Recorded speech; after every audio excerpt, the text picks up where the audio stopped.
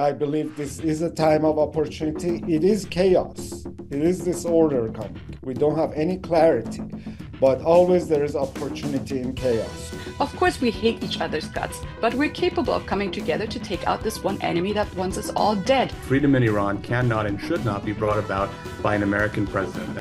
I think they really understood that they are governing a country, a population that hates them to their core.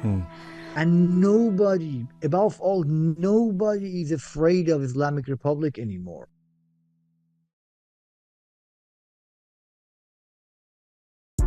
Well, hi there. Welcome to episode 354 of Roqe. I'm Jian, and happy 2025 to you. It's a new year, and so we have a special episode to do.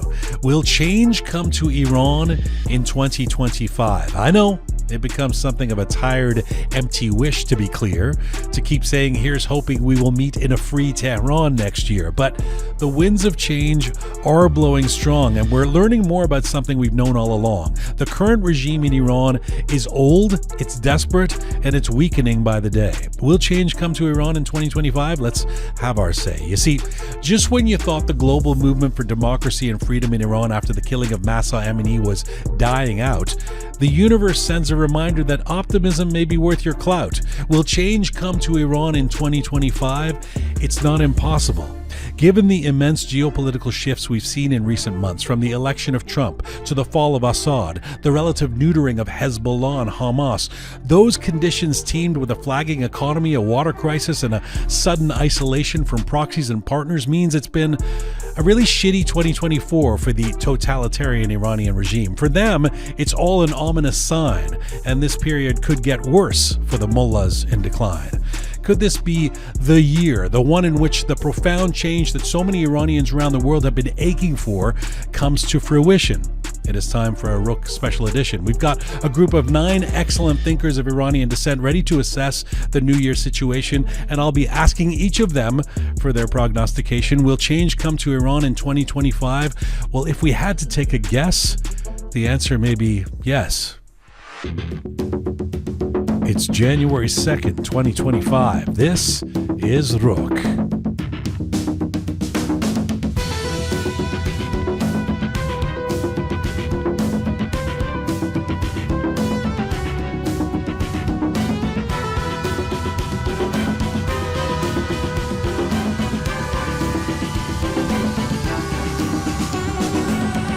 Hi there. Welcome to episode 354 of Roqe. I'm Jian. Hello to you from Toronto. Hello to you from Canada.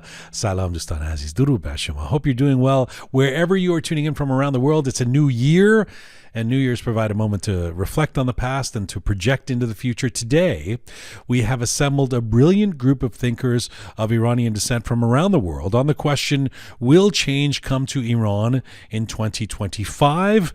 I'm going to be joined by Hadi Ghaemi in New York, Nazenin Ansari in London, England, Khansarinia in Washington, D.C., Gilda Sahebi in Berlin, Picasso Moin in Istanbul, Nik Kowsar in Washington, D.C., Ghazaleh Sharmahd in Los Angeles, Ali Hamedani in London, and Fereydoon Rahmani here in Toronto. We have been very much looking forward to this episode. It is a new year, and this is going to be an interesting variety of opinions, so stay tuned for that. Let me just mention that Roqe Live 4 is coming. We've announced the show. The tickets are now on sale Thursday, February 6th, 2025. We're in a new year, folks. Thursday, February 6th, City Playhouse Theatre, just north of Toronto in Thornhill, Ontario. Shohre Aghdashlu will be joining us. Fardad Farahzad, Dang Show, Siamak Emir, Ghazal Piano, Anahita Nayabi, Mahsa Mortazavi, Blanche Echo, Pega Ganji. It's going to be a really, really great event. We're looking forward to this. Roqe Live 4. This is where we do the show in front of a live audience. Tickets are on sale now. Check our bio on Insta or our website, roqemedia.com, to get to those tickets. Again, if you go to our Instagram, Roqe Media, and just go to the bio, you can link to tickets for Roqe Live 4 there. If you're in the greater Toronto area, we'll see you on February 6th. All right, let's get to our special edition. This is episode 354. Will change come to Iran in 2025. And our first guest is joining me from New York City. Hadi Ghaemi is an expert on Iran and human rights and the founder of the Center for Human Rights in Iran, the CHRI. Established in 2008, the CHRI documents rights violations in Iran and builds global coalitions for human rights. Right now, Hadi Ghaemi joins me from New York. Hello, sir. Hello, Jian. Thank you for having me. Good to be with you again. Happy New Year to you. I know in the work you do, I'm never sure if it's appropriate to say happy anything because you document atrocities, but for the sake of saying it, Happy New Year to you. Thank you. Same to you. So let me ask you the question we're asking everybody today, and that is that given the immense geopolitical shifts we've seen in recent months, from the election of Trump to the fall of Assad to the relative neutering of Hezbollah and Hamas, will the coming year, in your estimation, be one in which the profound change that so many Iranians have been aching for around the world comes to fruition? Well, it's always a fool's job to predict the future. But there is no question that since October 7 of last year, when the war between Hamas and Israel started, as you mentioned, the geopolitical alignments in the region have shifted tremendously. And it has really been a surprise for the Islamic Republic to lose so much investment it had made in the region, in its proxy forces as a first layer of defense against Israel. And we've seen all of that. Not only the proxy forces have fallen apart and are in shambles, the regime in Syria has disappeared overnight, another big surprise. So everybody familiar with the geopolitical shifts on the ground. And let's not forget that Israel also has demonstrated pretty much domination in the military front in direct confrontation with Iran, not with its proxies. The last attack Israel made really made Iran naked in terms of air defenses. And we've seen they have not dared to retaliate for it because they know another retaliation by Israel could result in major damage given their air defenses have been pretty much disassembled in the last attack.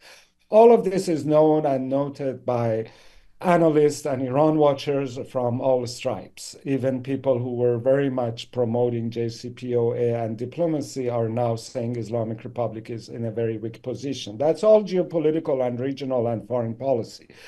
So that definitely has sped the pace of historical developments in the region. In my opinion, 2025 will be a very decisive year. It will indeed be the culmination of many storms that have been gathering. Now, what you mentioned and everybody focuses on is the geopolitics and the weakening of Iran's regional presence and its lines of defense. To me, as important are developments in Iran, which really have been going on for speeding up in past 6-7 years since 2017. When we have had wave after wave of protest, and by the rise of the Mahsa revolution in 2022, which in my opinion is still continuing, the regime has lost much of its domestic legitimacy and base. And actually, with the events in Syria, it has lost, in my opinion, a lot of its hardcore base too, who have given their lives and supported the regime's presence in Syria. Let's not forget that thousands of Iranian regime's forces died in Syria, and those families are in shock with the current developments. Can I just stop you for a moment there? There was a sense that, if not evidence, that all of what the regime had lost, the deep weakening that happened during the aftermath of the Mahsa Amini protests, and particularly in those first months where it looked shaken and weakened, that it had seemingly recovered from that the regime was back in an iron-fisted way ruling Iran and seemingly untouched even by all of those demonstrations. Are you saying that it's now rolled back again to a weakened state, or that was a facade, that it had recovered? I believe that control was all on the surface and not deep. The fact is that none of the people who were protesting, and we know at the height of the movement, both based on our own conversations with Iran and scientific polls done abroad, as much as 80% or more of the population no longer supports the Islamic Republic and wishes for it to change and go away. Not that number, I don't believe, has changed with the repression, and the repression's on the surface. And the most visible support for that is women of Iran, half of the population, who have shed their hijab, and regardless of repression and pressures they feel from the state, they have not given up that fight. And we know that in Iran, observance of hijab is at an all-time low and is But gathering. the repression hasn't stopped.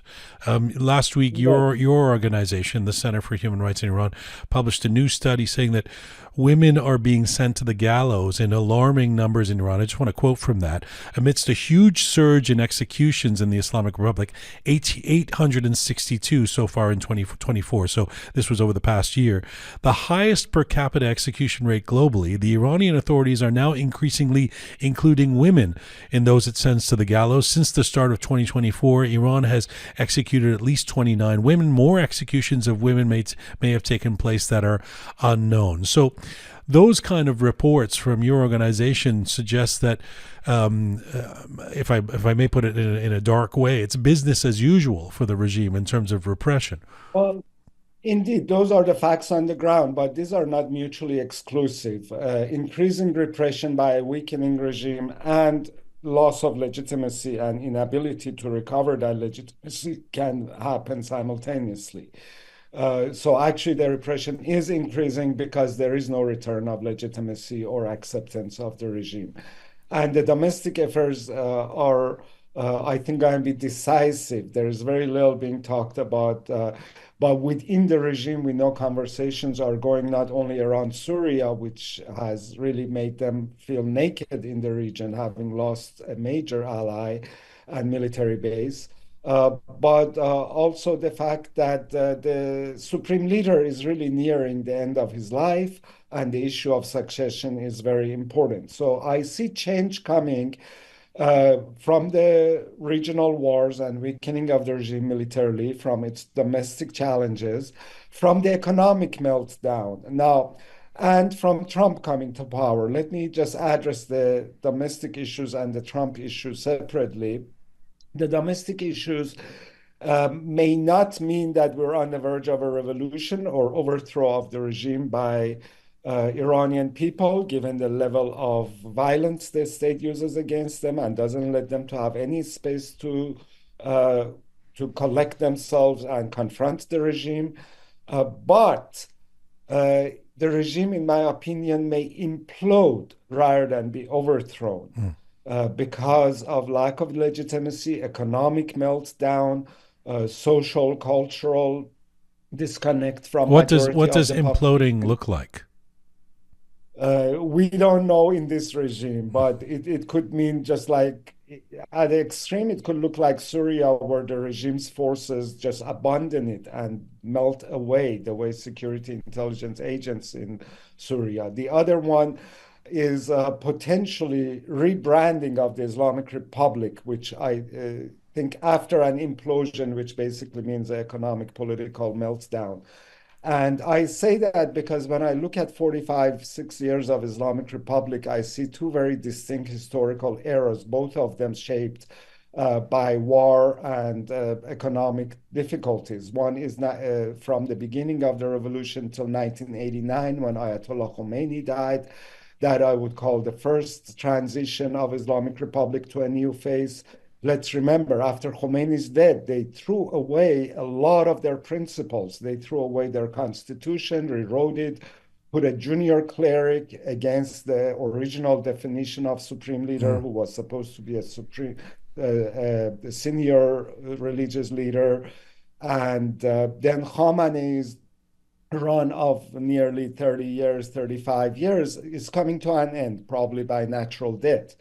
But this time we don't have a constitution or a replacement or a senior cleric who has legitimacy within the regime.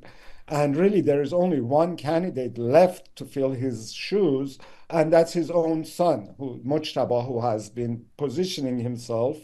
And with the death of, and potentially assassination, really, of Ebrahim Raisi last May, there is no one left. So I see that the Islamic Republic will implode. Either it will master the resources like 89 to redefine itself, and I can tell you what I hear about that redefinition, which means it has to take on an entirely new character, both regionally, internationally, and domestically, but hold on to power and pretty much rearrange itself. That is the minimum change I see coming in terms of an implosion. Of course, a more severe implosion would be the regime completely loses control and a new political force domestically will emerge to challenge it and probably will take time to replace it. You were going to address the impact that Trump's election is going to have. So there's a lot of talk. There's a lot of talk and actually excitement in diaspora now in Iran among opposition forces that Trump's election will put the Islamic Republic in a very more difficult corner and even cut off the bare economic income they have from oil sales and other places. That may very well be true. We know that the maximum economic pressure and other pressures are coming from Trump. However, everybody knows he's unpredictable. And he does carry a reputation of a transactional deal maker. And his idea of transactions is basically a deal where he asks himself, what is it in it for me? So Iran abandoning Hezbollah, completely pulling out of Syria, stop supporting Yemen, stop threatening Israel, even giving up its nuclear weapons if it comes under tremendous pressure. All of these things that Trump can see, it has a benefit for himself as a historical figure, making such a deal and pushing Islamic Republic back. However, with the main issue we're concerned, which is the domestic situation, which means would any negotiations have a human rights angle and dimension? Would there be a parallel track about all the violations of international law, executions, imprisonment, and so on behalf of Iranian people? And I am extremely concerned that there is a possibility, given the Iranian people do not have a representative at the table of any incoming negotiations, the new US administration simply will ignore Iran's domestic issues because Trump cannot see any win for himself.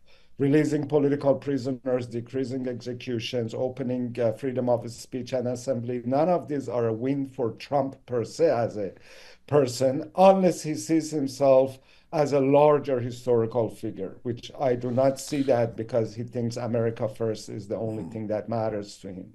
So that's where I'm really worried that Iranian people may be thrown under the bus, but on the other hand, international community, US, Israel will be happy because nuclear activity would be reined in and proxy forces will completely lose Iran's support. I see that coming, but Iranian people may not get anything because Iran will be told it can do anything within its borders as long as it doesn't do anything outside. Notwithstanding that, and that's a big that, and do you are you and as a final question, do you believe this is a time of opportunity? As you intimated there, you said a moment ago that there's increased activity amongst people in the diaspora, prominent opposition figures, people like Reza Pahlavi, saying this is the moment now. Whether it's because of the election of Trump or the Assad situation or Israel, etc. This is the moment for us to grasp, and suggesting that this is a different moment for action.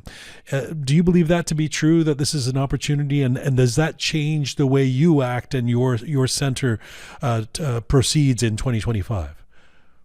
Absolutely. I believe this is a time of opportunity. It is chaos. It is disorder coming. We don't have any clarity, but always there is opportunity in chaos. So yes, opposition and people in Iran hopefully will seize the moment to have a voice in the coming developments. I don't know if any of them, especially the diaspora opposition, are in position to push to be at the table on the domestic issues, but they should be advocating that the international community must have a parallel track on human rights and domestic issues. That is the first opportunity. Of course, the second one is to refurbish the opposition to be politically more impactful, to actually push the regime back. Again, the fact that we don't have any internationally recognized opposition figure going around different capitals right now and talking about the importance of domestic issues in the upcoming developments and potential negotiations. That is a void that needs to be filled. And I see this next year, the role of our organization is to advocate and push the Trump administration not to completely ignore the domestic issues. But we know it is a hard road ahead as long as there is not a powerful political force also pushing for change and representing itself as an alternative to Islamic Republic. That is becoming essential, and that's the opportunity that must be seized. And it's not only abroad, it needs a confluence of domestic actors and the diaspora actors to come together to give it the real force going forward. Hadi Ghaemi, it's always a pleasure. Thank you so much for doing this today. Thank you, Jian. Pleasure talking to you. Bye-bye. Thank you. Bye-bye.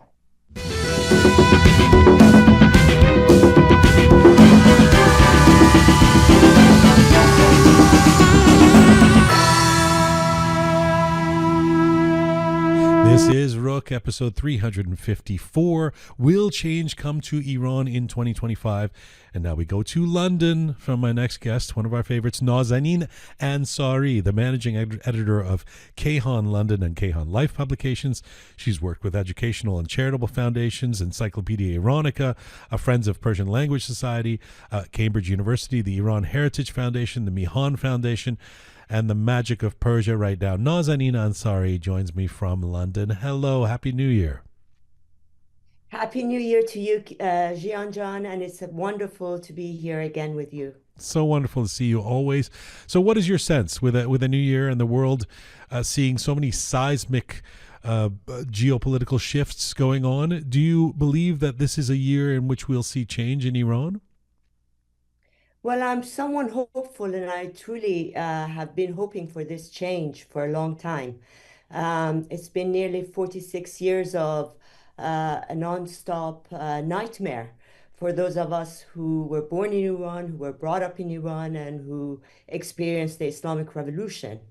I know many of your viewers and listeners hadn't probably been born then, but when the Islamic Revolution happened in 78, 79, there were seismic changes taking place, all around.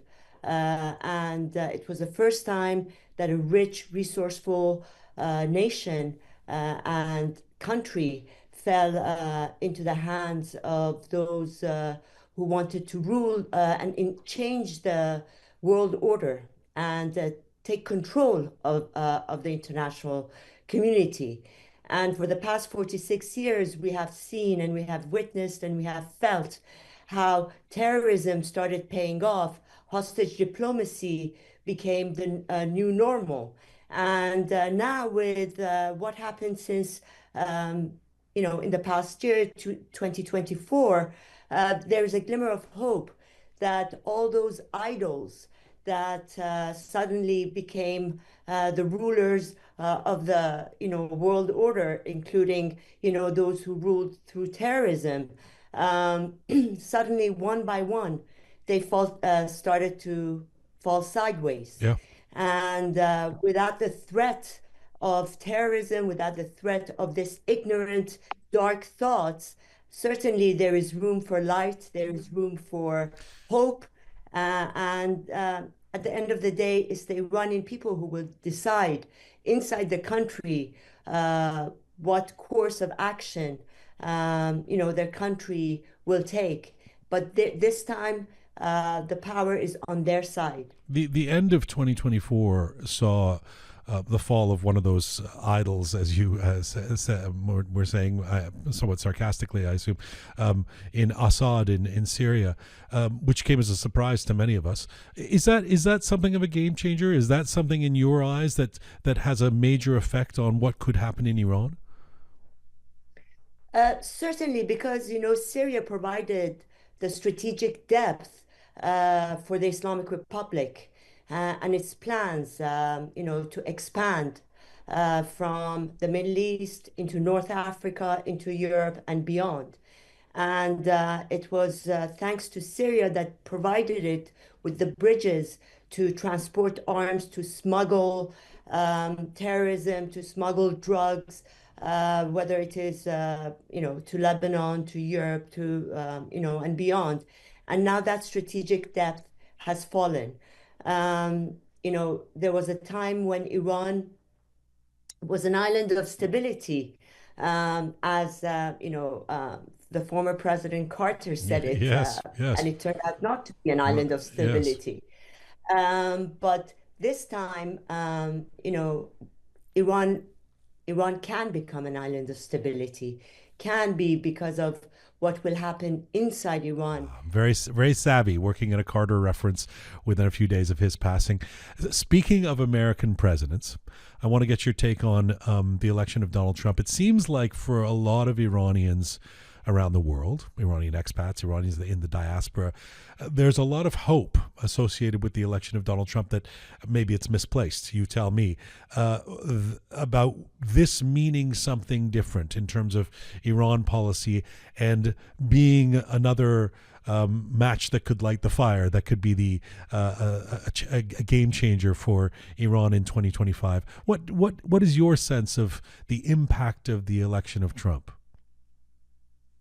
Well, certainly during President Trump's first run in the office, um, he put pressure on the Islamic Republic and he empowered the Iranian people.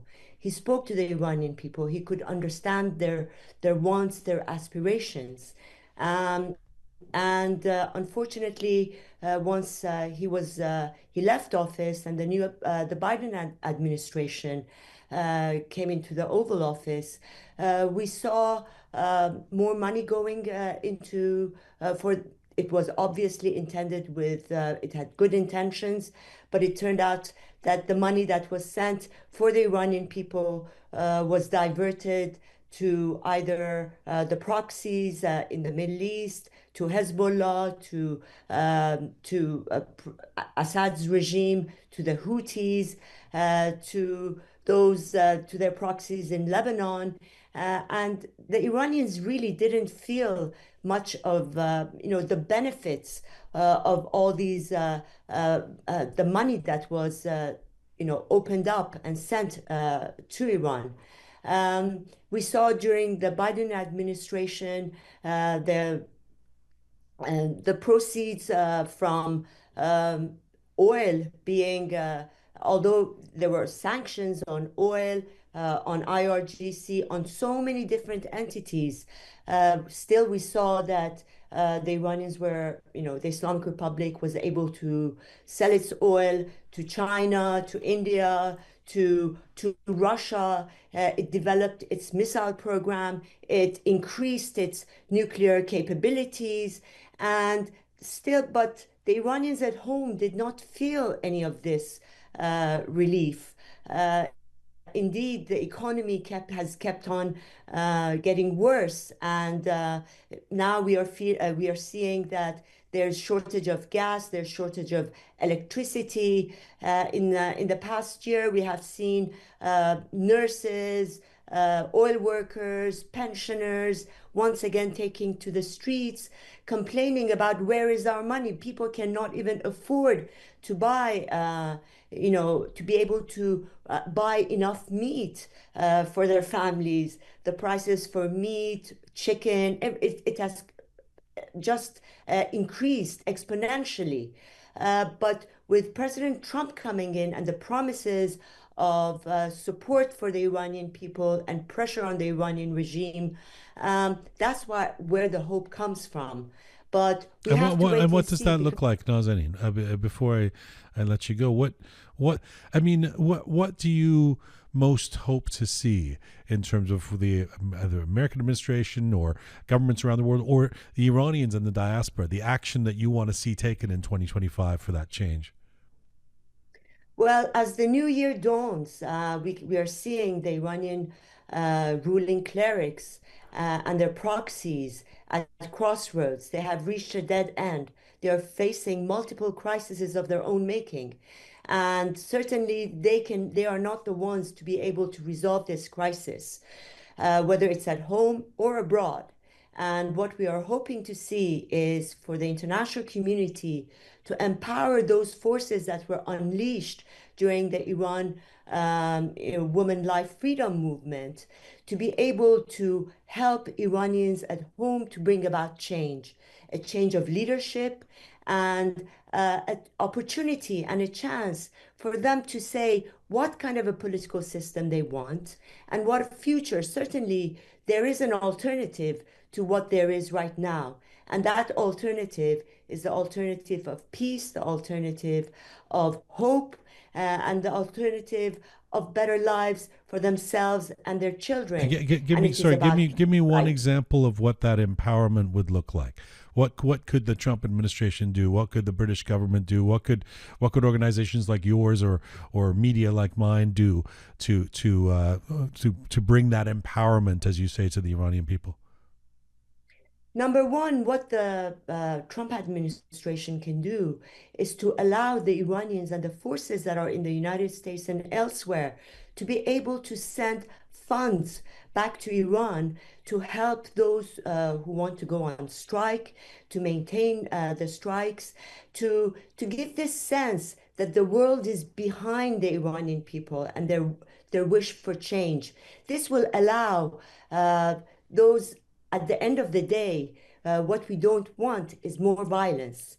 And if the people are out on the streets, for the forces of the regime that are going out to confront them, to not follow orders and not to shoot, so that there can be a peaceful change. There will be a peaceful transition to a new Iran, an Iran where people themselves will vote and decide what form of government, what form of regime they want.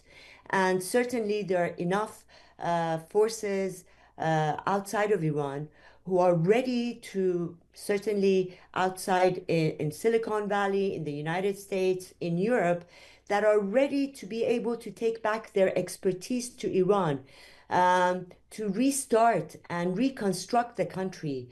Iran is in a malaise socially, economically, politically, and what we need is to start rebuilding the country as soon as possible. And the forces, let me finish by this. When you look at the Iranian people and Iran, it is the one country that had, in that part of the world, that was able to bring an enlightenment through our constitutional revolution to bring back, institute a system of thought, of life that was modern, that believed in women's rights, that believed in human rights, in prosperity for individual citizens. Okay. And they believe it now, and they have lived through this darkness of the Islamic Republic for 46 years, and they know how to confront fanaticism, to confront terrorism more than anything else. And this is what we need, to empower the forces of peace and stability and reconstruction and hope for Iran. And that's what we need at the moment. Nazanin, it's always a pleasure to have you on this program, and always a pleasure to listen to you. I thank you so much for this today. Thank you. Bye-bye. Bye.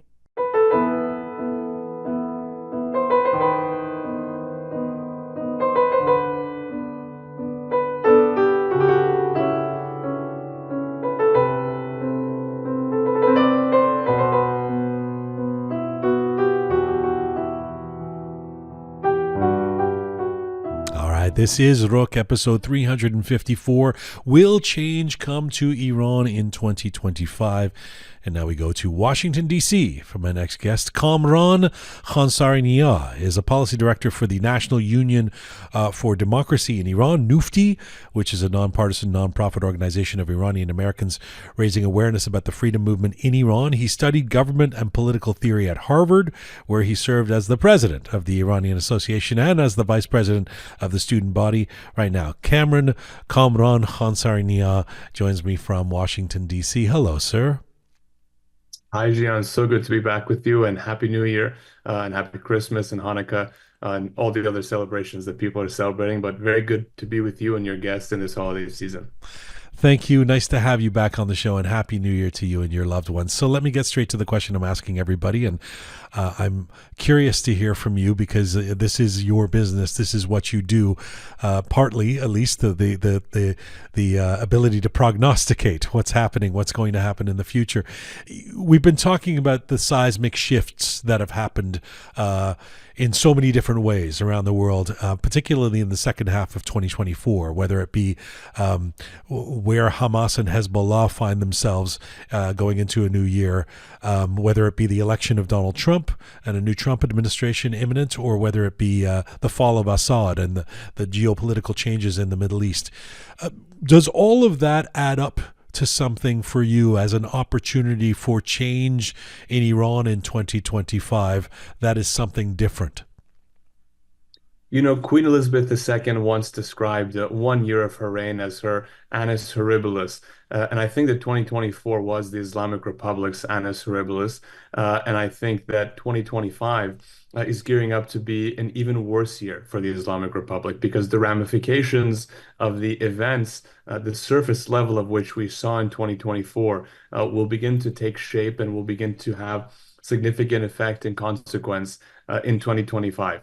As you alluded to, the Islamic Republic lost some of its most critical allies, proxies, terror groups, criminal regimes across the Middle East that it has worked for years, if not decades, financially, militarily, politically, to build up and to prop up, to defend itself.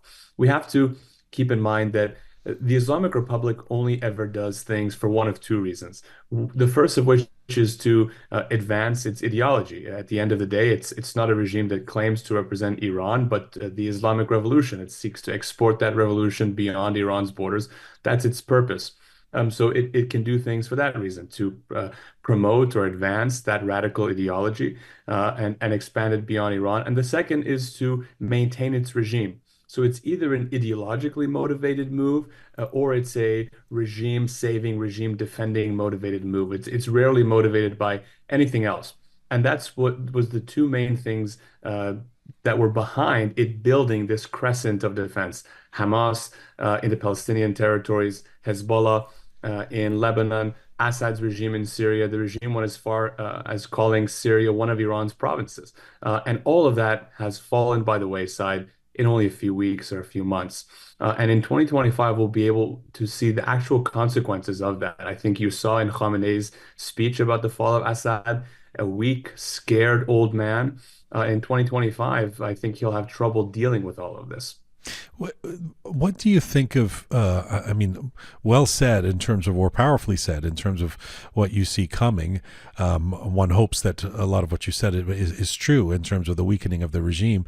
What you're sitting in D.C., you tend to deal with some of what you do is deal with the policy in terms of the American government and the administration and trying to act in the interests of the Iranian people, etc. Let me ask you about the election of Donald Trump, because it's certainly interpreted by a fair number of Iranians as something positive, who at least hope that the election of Trump means some more aggressive type of policy towards this regime, or maybe the actualizing of that maximum pressure that has been talked about. And I mean, the Crown Prince Reza Pahlavi was on a show or podcast about a month ago, saying it's really in the hands of Trump whether he wants to follow these policies of maximum pressure or not, and we're going to have to see. Where you're sitting today as a new year begins, do you think think that a new president, this president in the United States, makes a big difference to what happens to the regime in Iran this year? It absolutely, without question, makes a significant difference. And I have 2 points. One is a point of celebration, and one is a point of caution. The point of celebration is that for the past 4 years in the United States, we've had an administration that has taken seemingly every opportunity to turn its back on the Iranian people and to embrace or attempt to embrace the Islamic Republic. It sent billions of dollars in cash to the Islamic Republic in the form of ransom payments for hostages that were taken by this regime. It has allowed for assets to be unfrozen and sent to the Islamic Republic. Those assets and that cash, you and I know, and your listeners know well, were not used to build schools or roads or hospitals or improve the lives of the Iranian people. Those dollars were used to buy bullets to pierce the heads and the hearts of the Iranian people. So I think that we've had a really significant awakening in the diaspora in the past several years, in which many tended to lean left of center, and they realized these left of center governments, like the Biden administration, like the Obama administration, sent money to the Islamic Republic to buy bullets to slaughter our loved ones. And people who still advocate for those types of policies, I think, have gotten a strong lesson that this moralizing that we see from them comes at the expense of the lives of our loved ones. So it is indeed cause for celebration that we won't be seeing more of those policies. We'll be seeing maximum pressure on the regime and attempt to limit its access to cash. But secondly, a note of caution. And oftentimes we've seen Iranians in the past, I think, rely too much or look far too much to foreign actors and not look enough internally at what's happening in Iran. Iran's freedom cannot and should not be brought about by President Trump. It cannot or should not be brought about by the Canadian Prime Minister or the British Prime Minister or the French President. Freedom for Iran should be brought about by the people of Iran themselves. And at the end of the day, President Trump was elected to serve the interests of the American people and the American national interest. He was not elected to serve the Iranian people's interest or the Iranian national interest, which obviously lies in the elimination of the Islamic Republic. But he will pursue, I think, what he sees as being in the best interest of the American people. Now, that include Iranian Americans. That would include Iranian Americans. We believe very strongly, would argue very strongly, and are arguing to the incoming administration, to the transition team, that it is in America's national interest for Iran to be free. It will benefit the American people if the Islamic Republic is gone. But at the end of the day, the administration will make its own calculations. They may attempt some form of deal that they think that they can get by max pressure. We don't know exactly what's going to happen.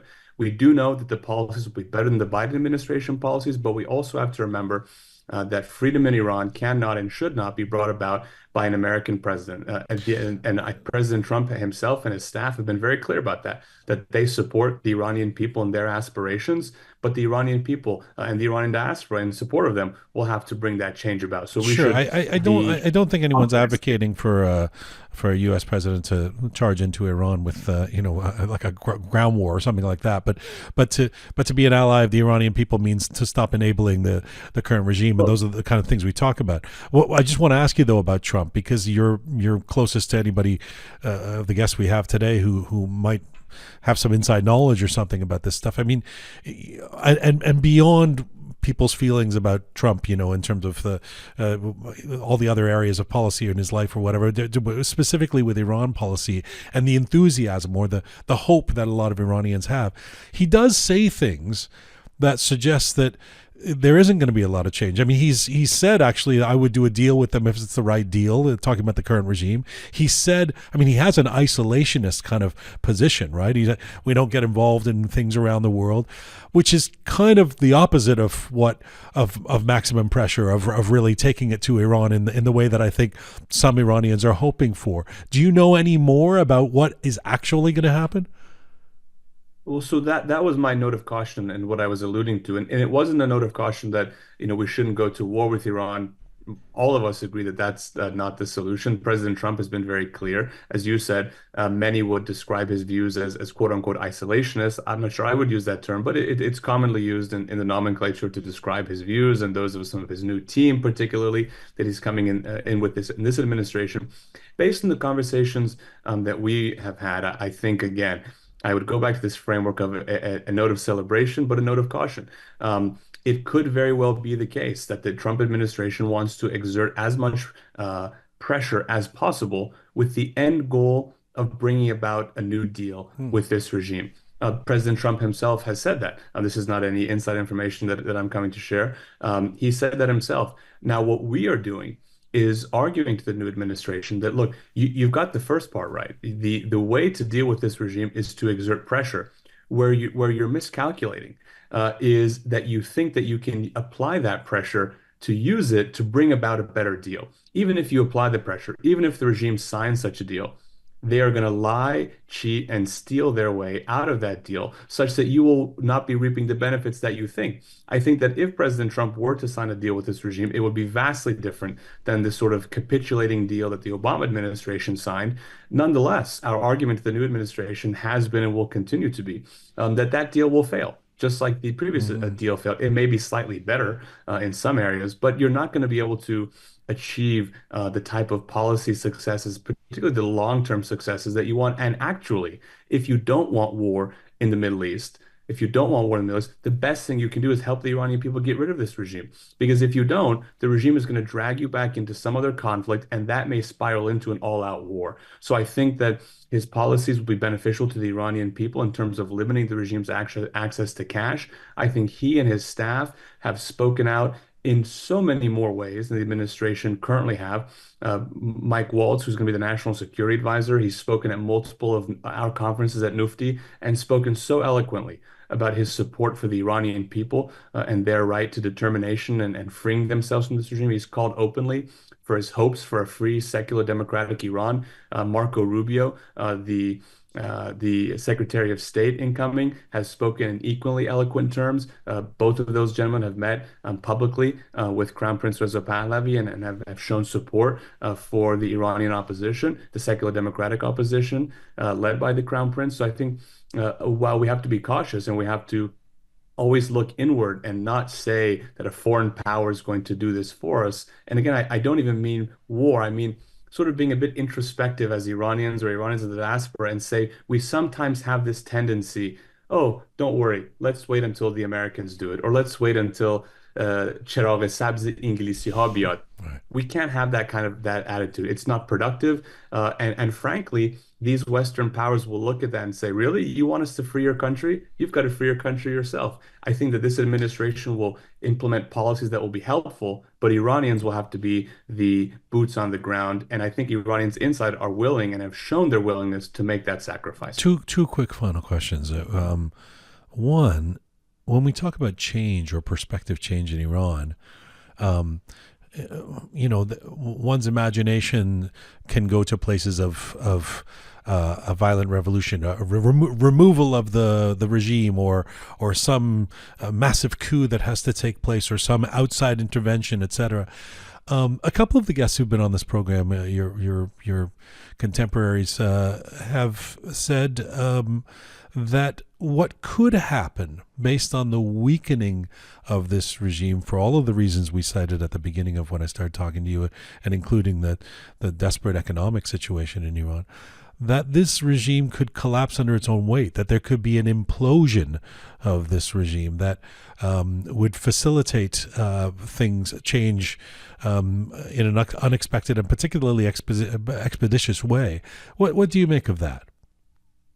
I think that's entirely accurate.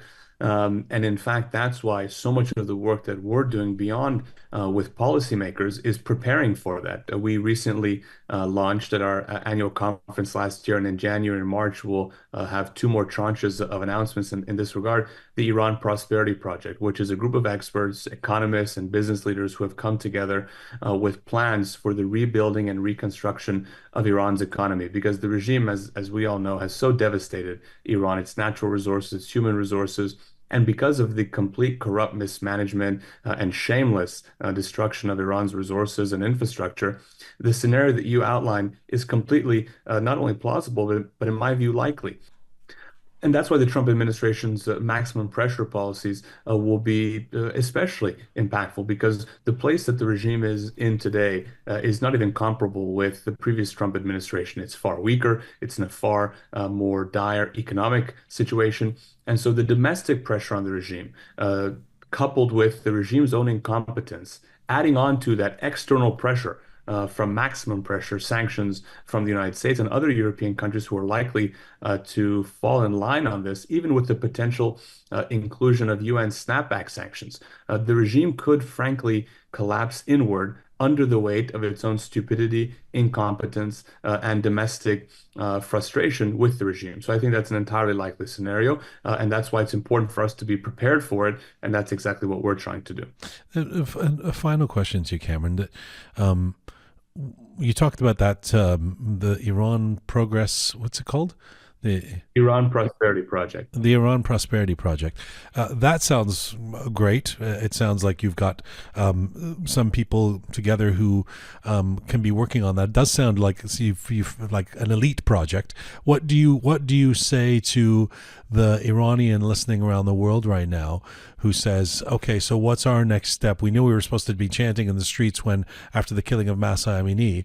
What do we do to facilitate the idea that if this regime collapses under its own weight or is removed somehow, that the transition is into something that we actually want? Well, I think it's two things. I think one, it's continuing contact on and pressure with the elected governments in your host countries. The Iranian diaspora, for example, in Canada, has played a fantastic role in educating Canadian lawmakers, whether it's the current Trudeau government or the opposition parties in the potential next government. In the United States, we saw that with the Massa Act. In Europe, we've seen this very same thing. And that has resulted in critical wins, whether it's the IRGC listing in Canada, the Massa Act here. So I think continuing those contacts and even that pressure on our elected officials across the world is critical. And the second is highlighting in those conversations with elected officials and lawmakers that there are alternatives, that there are solutions, whether it's highlighting, for example, the Iran Prosperity Project, whether it's highlighting the leader that, for example, you as an Iranian in the diaspora trust. For example, if you're a supporter of Reza Pahlavi, you should tell your elected officials that. You should say, look, there is a person that we trust, and maybe it's somebody besides the crown prince, and that's perfectly fine. And you should tell your lawmakers that. So I think showing that not only, the diaspora has completed the phase of telling lawmakers that this regime is bad. I think there's very few lawmakers who would come back and say, oh, really? We thought the Islamic Republic was, just like the Swiss government. They know that this regime is bad. What's important now is from the diaspora hearing that there are alternatives, that there are solutions. And organizations like us at Nufti are trying our best to do our part. But it has to also be complemented by efforts at the grassroots level by the diaspora. And so I would encourage those to continue their contacts with their elected officials and say, look, going beyond that this regime is bad, there are solutions and alternatives to this regime that we support as your constituents. Cameron, last time we had you on, we had a whole bunch of people saying, can you not bring this guy on every week? You've got a lot of fans out there, people who really appreciate your cogent perspective. Thank you so much for making the time today. Happy New Year to you, and look forward to more of these conversations with you in the coming months. Happy New Year to you, your entire team who are working so hard, your incredible listeners, and to the people of Iran and the diaspora, and may this be our year of freedom. Bye-bye.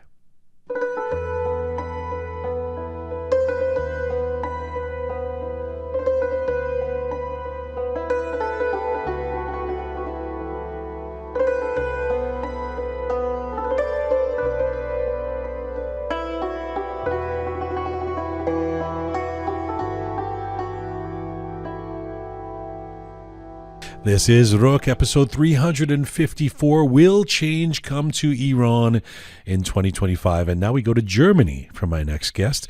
Gilda Sahebi is an Iranian-German physician, journalist, author. As a journalist, Gilda writes and reports about anti-Semitism, racism, women's rights, and the Middle East with a focus on Iran. Right now, Gilda Sahebi joins me from Berlin. Hello. Hi, Jian. Good to see you. Happy New Year to you. Happy New Year. You know, the last time you were on this program, I think the last time was in the height of the Massa Amini protests and a period of great hope that there was going to be change imminent in Iran, change was going to happen, and then followed by a period of deflation in terms of the morale, thinking, well, that opportunity has passed us by.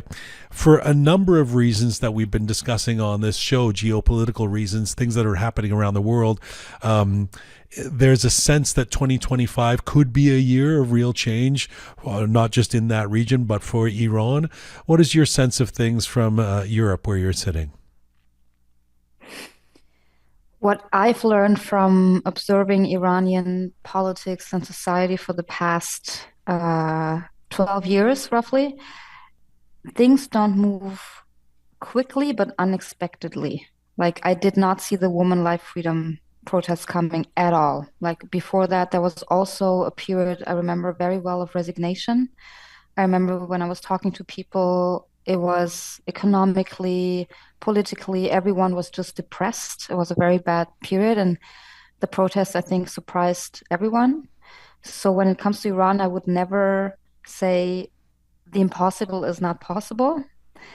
At the same time, I don't think there's going to be this one blowout and things are going to change. But what we have seen since the fall of Syria, Assad Syria, basically, also surprised me, because what we know from inside the regime, the Sepah and the around Khamenei, they're really fighting like hell because they've lost so much money in Syria, and so things are not going well at all, and that to me is always a good sign. How has the regime lost so much money with the fall of Assad? They've invested a lot of money in Syria since 2011. They've invested in energy in Syria, in religious sites, for tourism, in military. So all in all, it is estimated that the Iran regime invested around $50 billion in Syria for all these different parts of military, religion, and all kinds of investments that they needed to build up their influence in Syria. For many reasons. One of the most important ones, I think, is that they needed to transfer weapons to the Hezbollah and to Hamas, because you need to remember that the Iranian regime is the only Shia state, the big Shia state in the whole region. And we tend to forget the rivalry or the hatred between Shia and Sunni. And so the Iranian regime is not, let's say, not popular in that region. But what they always had to do for that reason, build up an ideology. And one very important part of that ideology has always been the enmity, the hatred towards Israel. And they have to, in order to survive, this regime really, really has to build that up, to keep that up. And they needed Hezbollah for that. They needed Hamas for that. They needed Syria for that. And all of that has fallen, each and every one of those things, of those groups. All they have left basically is in Iraq. They still have some military sites, and that's not nearly enough to keep up the threat against Israel. Sorry to cut. I mean, that it's always interesting for me. I mean, that explains the current failure, or the rolling back of the attempt to export the ideology of Islamism or whatever you want to call it. But how does that affect things on the ground inside Iran? I mean, what does that do for the ability for the regime's survival inside Iran? So the way that's most likely for this regime to fall is that it implodes from the inside, because the regime is really, really dependent on loyalists. A friend of mine, he says like 10 to 15%, we say, roughly support the regime. I guess around 10 today. And he always calls them the mafia, because they make money off of them. They get power, influence, everything that these people want. That's what they want. And if these loyalists, if these followers, they believe that it will be more dangerous for them to stay within the regime than to leave it, that's gonna be the moment where things can turn. Because for now, they think, okay, we're safe. The regime is guaranteeing their safety. Because, I mean, they're the biggest criminals on this planet, one of them.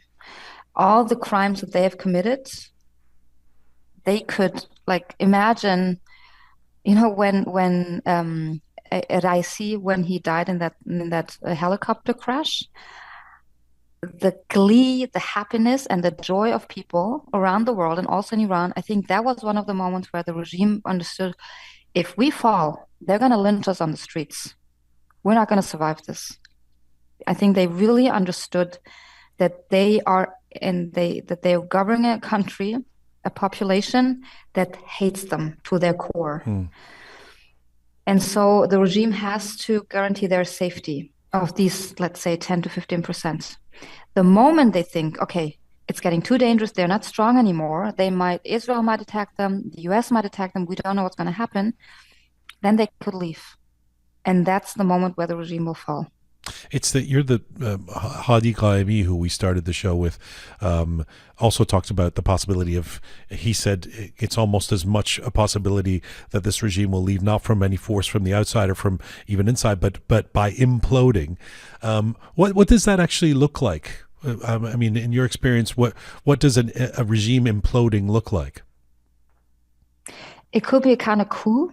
You know, like we could see, I mean, Khamenei, we don't even know where he is. It seems like he's hiding from Israel or something, which I think is kind of funny that they understood that the Mossad can just come into the country and kill people. Like, I don't know, the Sepah could think we need to get in power and then act like there's some new regime or something, whatever, which they're not, obviously. They are the perpetrators in this whole thing. So the structure would somehow have to fall apart. Like the military leaders, Sepah leaders would have to say, we don't follow your commandments anymore. We could also see parts of like in the Shah or Assad now leaving the country, part of the leadership or whatever. I think that's not a set image that I have. I think it could take many, many forms.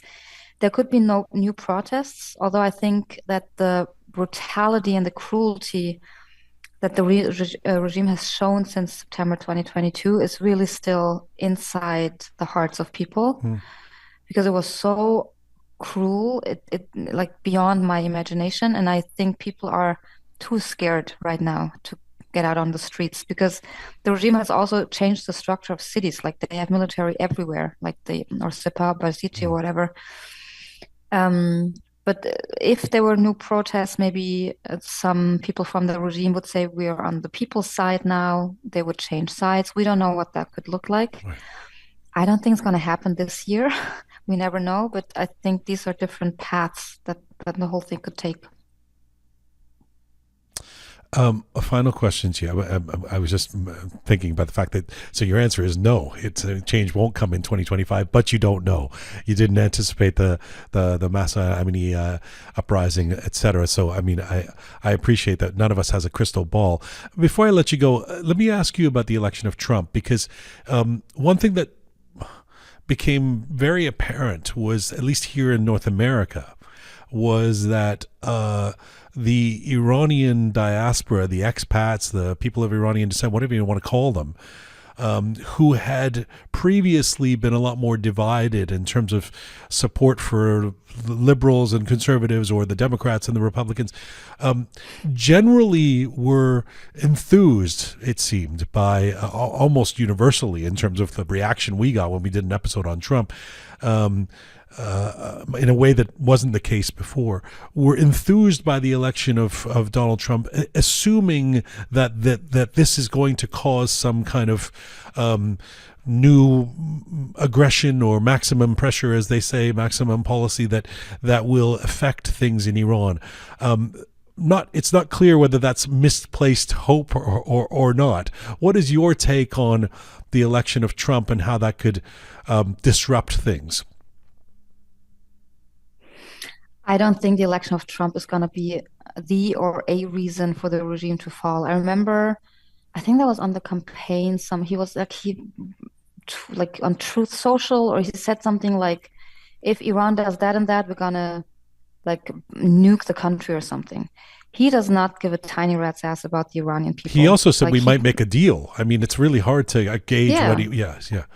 If they tell him you can build a Trump Tower in Tehran, he'll be like, yeah, cool, I'll do that because you can make money. So I don't see anything good coming up from Trump. And actually, because you mentioned that, actually, I think the only path forward is unity between people. And I'm very worried that this, if it ever did exist, it's like falling apart. I remember I saw Narges Mohammadi give an interview to Christine Amanpour on CNN. Mm-hmm. And I watched the comments under the Instagram video, and it was just horrifying, like shouting at her, insulting her. You're just an actress, la la la la la. And I thought, I don't think there were people in Iran, Saudi Iran, who said that, but I think the only antidote to dictatorship is unity. And I think that's something that we should all work on. Here. I mean, that we are, Iranians do seem to be famously good at disunity. I'm not sure that's going to change with a new year, but here's hoping. Thank you so much. It's always good to get your perspective, and we have a variety of perspectives on this show, and yours is so valuable to me, especially where you're positioned and where you see things coming from the middle of Europe as opposed to from Toronto or LA, and I really appreciate that. Thank you for doing this. Thank you. Thank you so much for the opportunity to talk. Bye-bye. Bye.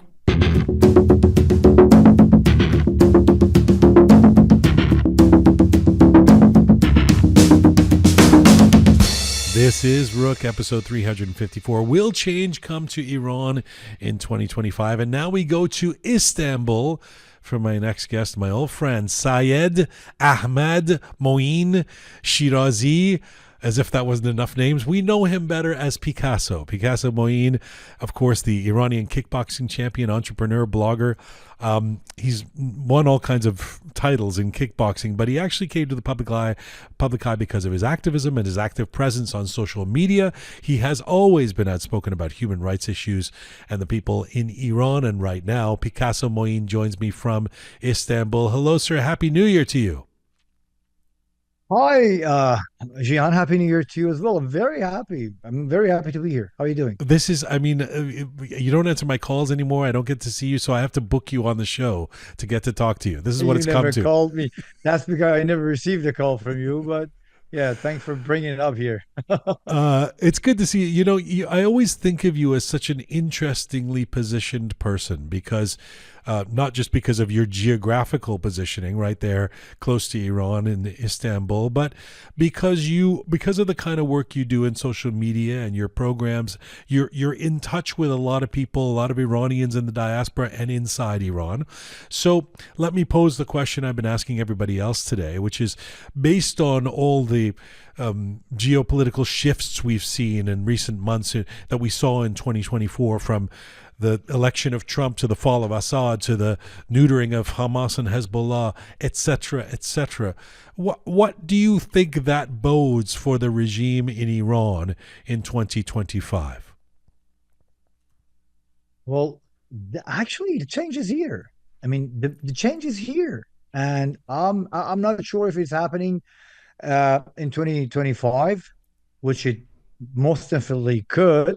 It could happen within a month. Now we saw what happens in Syria, and we've seen all these rapid changes and all these new game players, and so things could just change so rapidly.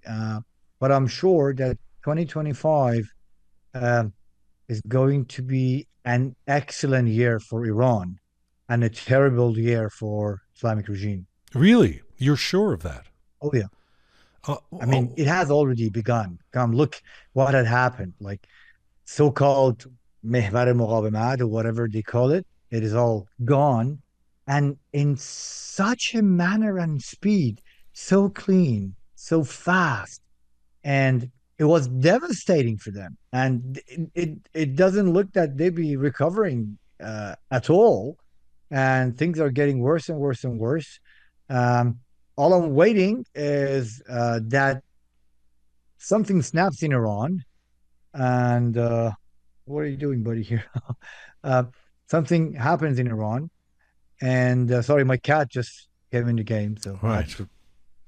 The cat that's symbolic And of change in Iran, a and I hope ferocious that, cat. Yeah. and we see people on the streets, or I hope that we see strikes beginning, which we are hearing it, like from here and there, and the regime is doing its best to escalate the situation and make things worse and worse and worse. It's ridiculous. It's funny how you're doing like the worst. You're having the worst reactions to everything, the worst reactions. But Like, sorry, hang on a it's like second. somebody's programming it. Hang on a second.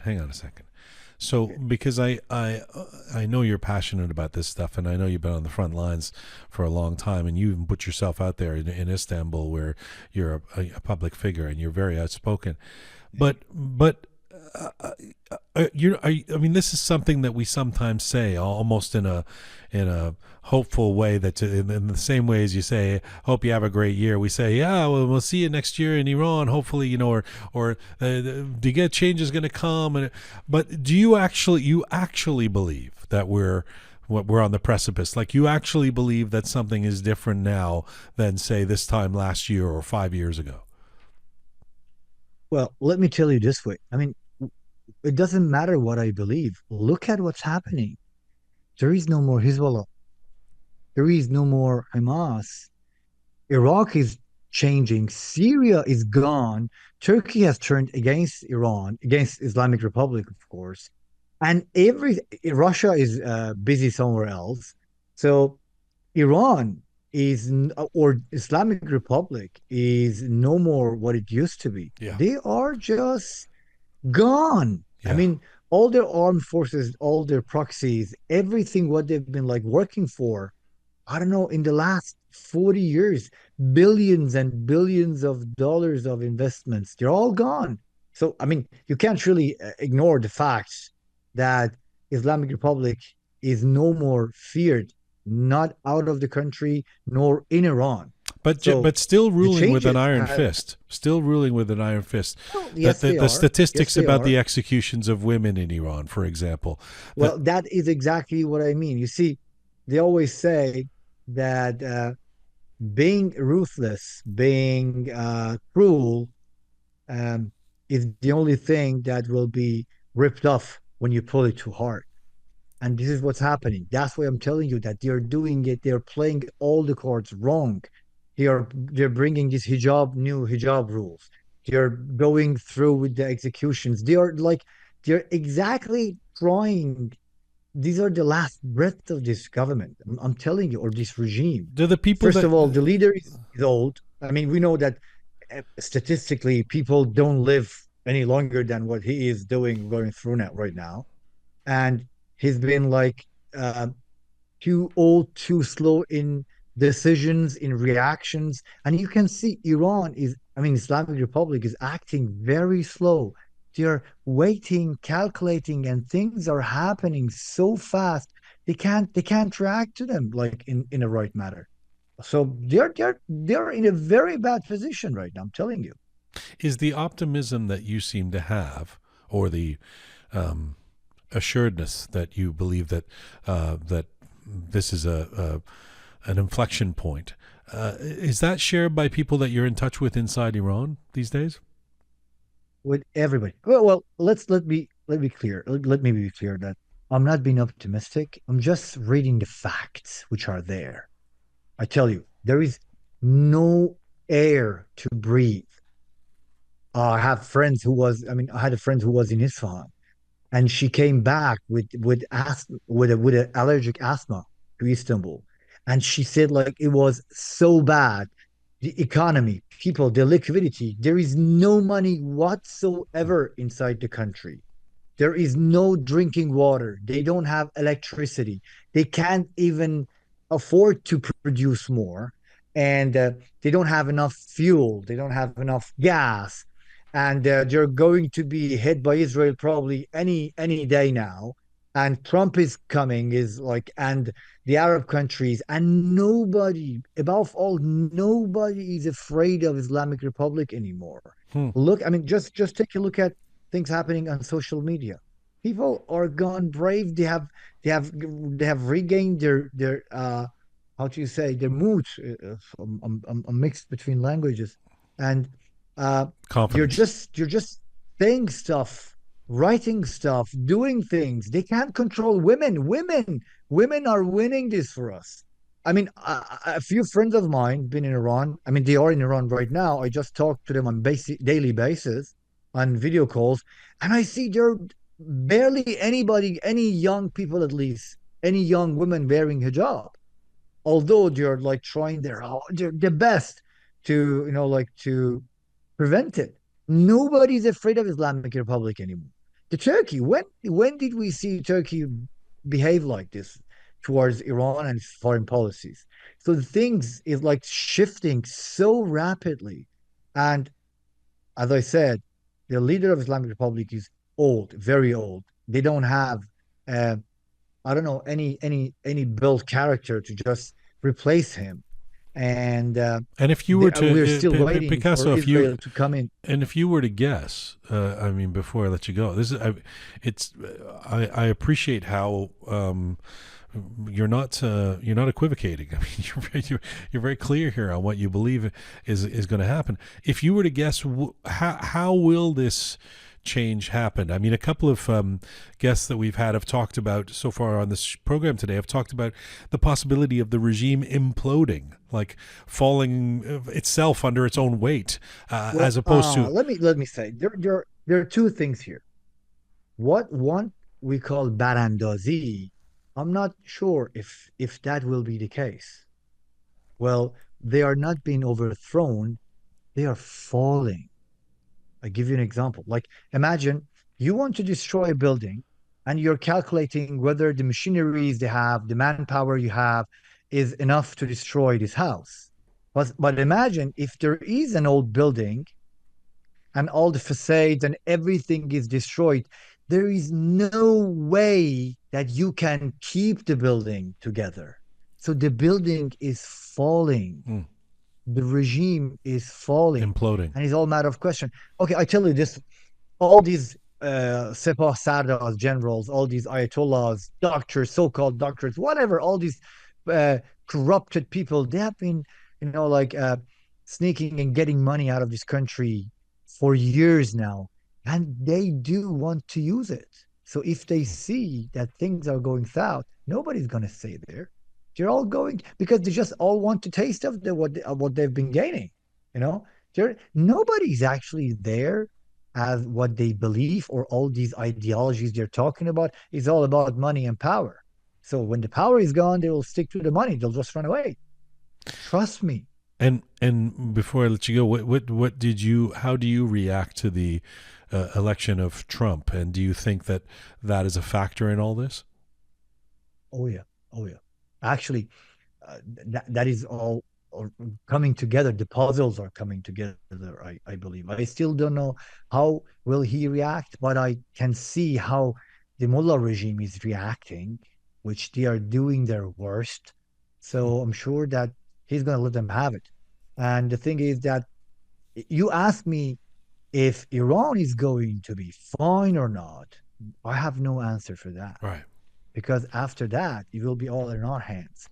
How we do it, if we get along, if we practice democracy, or if we start arguing, fighting among ourselves. I don't know. I have no answer to that. But I know for a fact that this regime is going to fall. Either they're going to fall due to uprisings here and there, or foreign hands, foreign helps, whatever, war. This regime is at its end. It's always a pleasure to talk to you, buddy. Thank you so much for making the time today. Be safe in Istanbul. Happy New Year. Hope to see you soon. You got to come visit Canada. You promised it, and you haven't delivered on your promise. Well, you always ask me when is winter. We shall talk when the summer is back. I heard there's no more cold there. Well, it's like it used to climate be. change. Just wait a little longer, and there won't be any winters here anymore. It's going to be fine. All right. Okay. Thank you for this. Bye-bye. Thank you.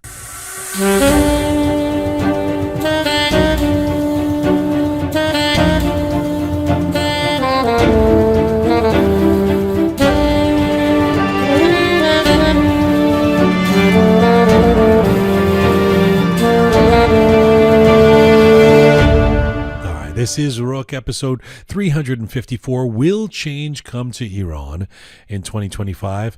And we go now to Washington, D.C. for my next guest, one of our favorites. Nik Kowsar is a distinguished Iranian-Canadian cartoonist, journalist, and blogger, known by many Iranians for his regular presence on BBC Persian, Iran International, Radio Fereydoon Rahmani.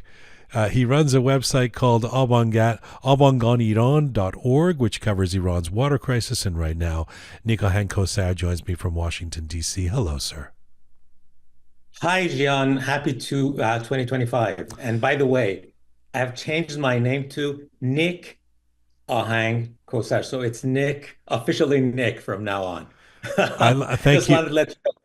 It was a joke between me and my dad, who passed away just a few months ago, because he named me Nik Kowsar, so I would have my middle name would be Ahang. But in Iran, they didn't consider middle name, so that's what changed. So I wanted to make him happy at his final days.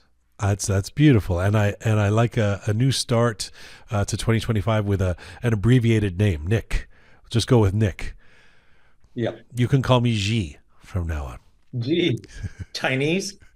Well, it's a short for Jian. I'm trying to work with you. Yeah. Listen, I'm eager to hear your take on this. In fact, you had an end of year essay on your Substack, which I recommend people to check out because your writing is always so interesting. This essay was entitled "The Pursuit of Happiness: A Dream Worth Fighting For in Iran." And you make the case that, I want to quote you, "It is imperative that the next U.S. administration engage with Iranian Americans who understand both worlds and are committed to the values of liberty and justice." What do you hope the Trump administration will do in this regard? And how optimistic are you that with a new U.S. administration, that could mean something different vis-a-vis change in Iran in 2025? Look, that blog post has a history and a background. In 2016, after the nuclear talks, I gave a briefing. I briefed a group of analysts whom you don't know their names in DC and told them that don't be so happy about the nuclear deal if you assume that all the problems of President Rouhani are going to be solved by the nuclear deal. You're making a big mistake, because the bad water policies will actually trigger unrests in the near future. And it happened in 2017, in December 2017. And people were killed in all those cities that were suffering from water crisis. Izeh, Qahtri, Jian, Durud, Toyser Khan, and other parts. You had those unrests. And it was funny that just a few days after my second briefing to a number of people in DC, I got a call from Tom Friedman, and he interviewed me.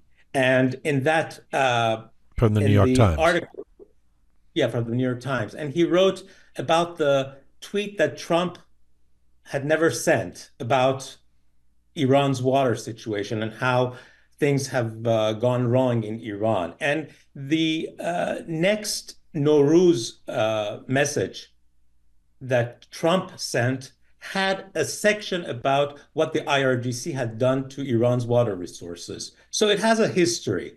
And I've been telling people in Washington that one, we are not supposed to make the mistake that was made in the 1950s with Truman's Point 4 plan that ruined parts of Iran's groundwater resources gradually. Because if we use technology in the wrong way, and when we change the pattern that has been there for thousands of years, we will have big problems. So one thing is, we're not supposed to copy and paste whatever the Americans do. We're supposed to learn from them. And who's better to convey this message than the Iranian American hydrologists and environmental scientists who work in the United States or in Canada, people like Kaveh Madani, people like Professor Agha Kuchak in UC Irvine, California, and other places. So without a good water management system, without good water governance, we cannot actually seek democracy, and we cannot have a sustainable democracy. Well, let me stop you there, because it's interesting. I asked you the question about whether there's going to be potentially change in Iran in 2025. Presumably, when we ask that question, especially amongst Iranians who are aching for change, in the, those in the diaspora, those expats, even those inside Iran, we're talking about sociocultural, political change, regime change.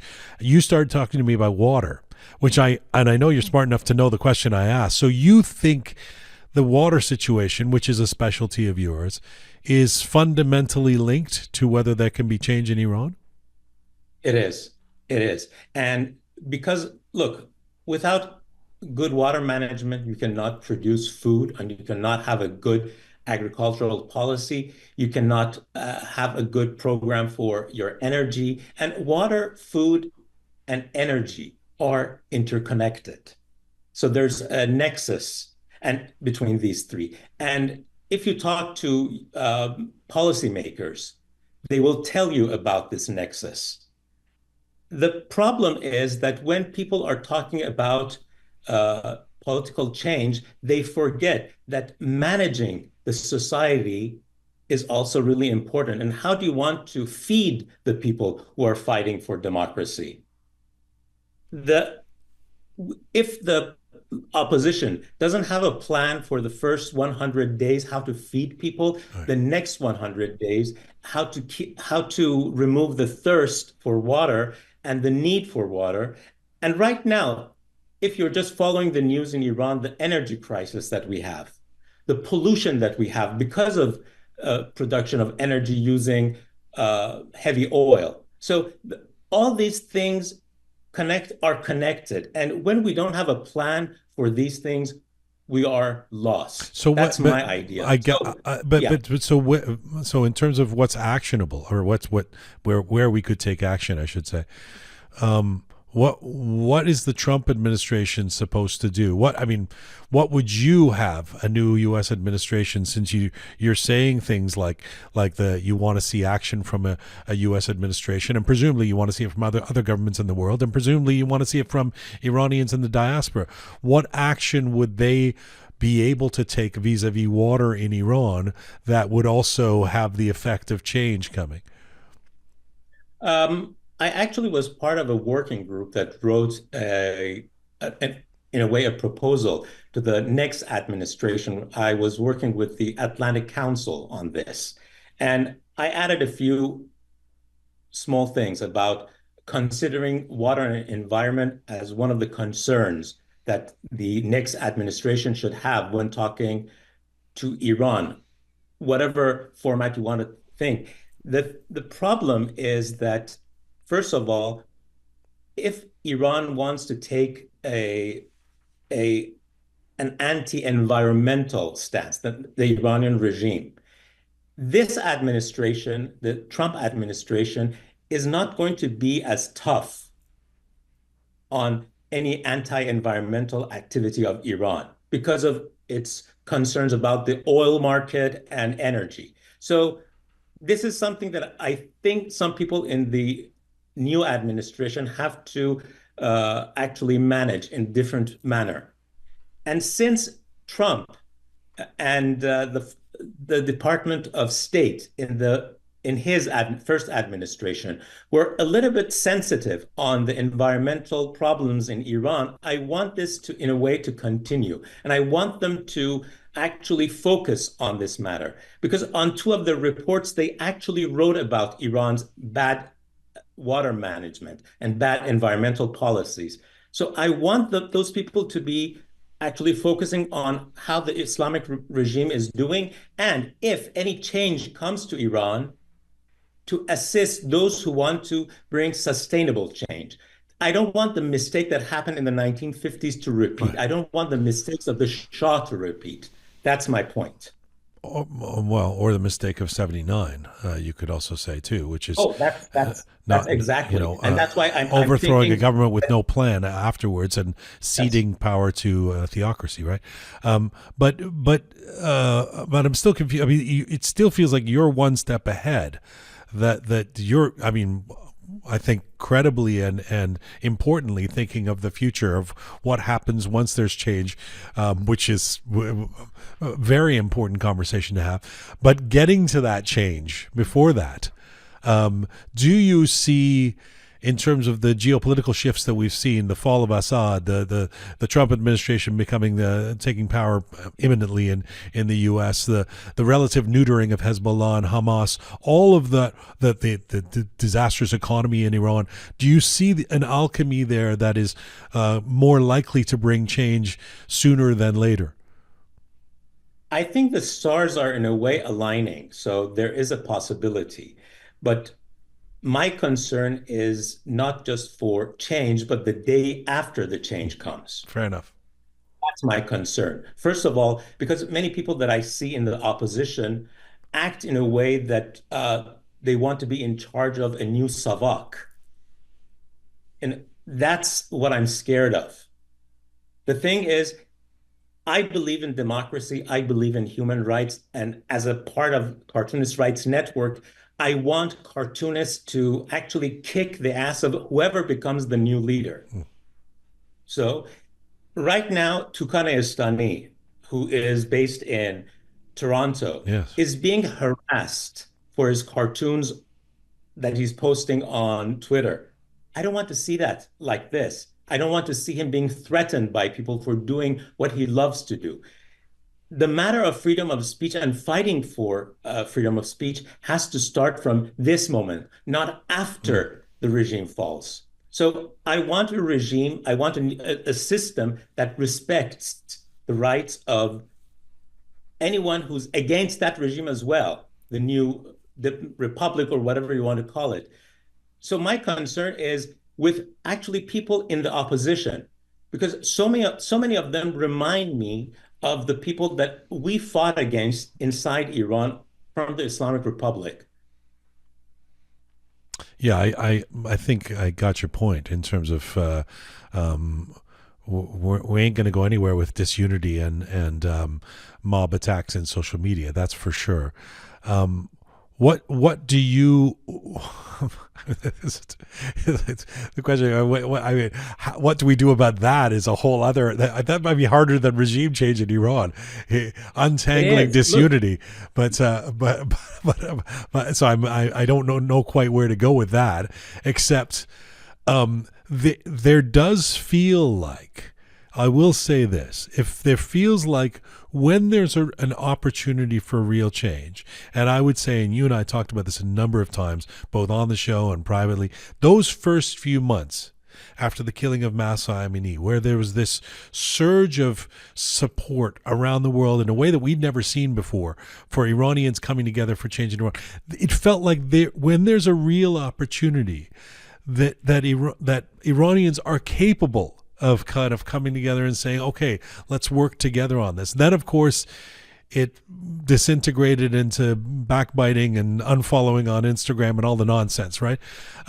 So it's how we kind of get to that that sense of a collective working towards something, especially when it appears. I mean, so far, I can tell you the other guests on this show have all, in one way or another, said they see an opportunity right now. They see a weakened regime. They see a situation where change could come. But quite rightly, you're saying, okay, maybe we should think more than one chess move ahead, and 3 chess moves ahead. What are we left with? And I think that's fair.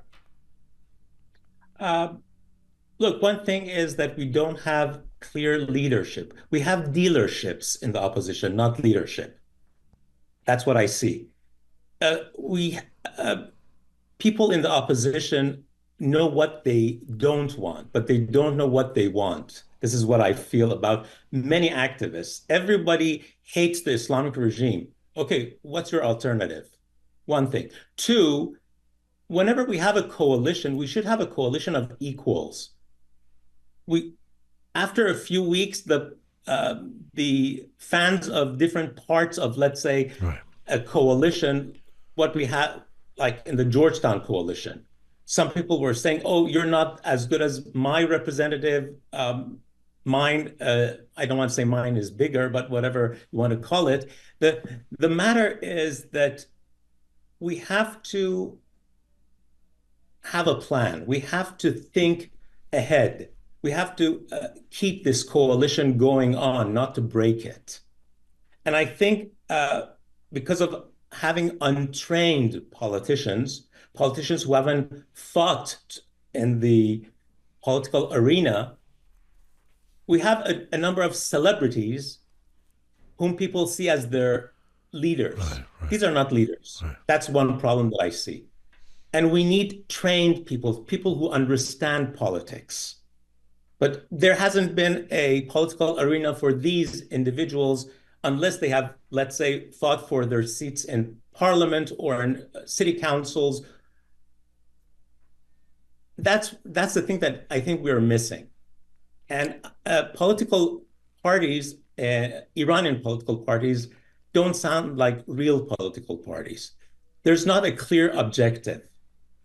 And I think because of that, we don't have a collective leadership, we don't have strategy, we don't have tactics that have to help that strategy, and we don't know how to use momentum and how to use it to fight against the Islamic regime. So if leadership, having objective, strategy, and tactics are really important. And I learned these from, if you know, Sergej Popovich. He was one of the leaders of the Otpor movement in Serbia, and he has trained many activists around the world. And whenever we talk, he tells me that, look, you have to use different elements to fight the regime. One of them is humor. Political parties do not and cannot use humor in the Iranian atmosphere. They have to do it. They have to do it more and more. And they cannot and understand that and understand that cartoonists are expressing their free expression, which is what we're fighting for. I think that's fair. It's always good to have you on. I always appreciate hearing your perspective. Thank you for this, Nik. And people should follow you on Substack. My pleasure. See you. Thank you so much, brother. Thank you.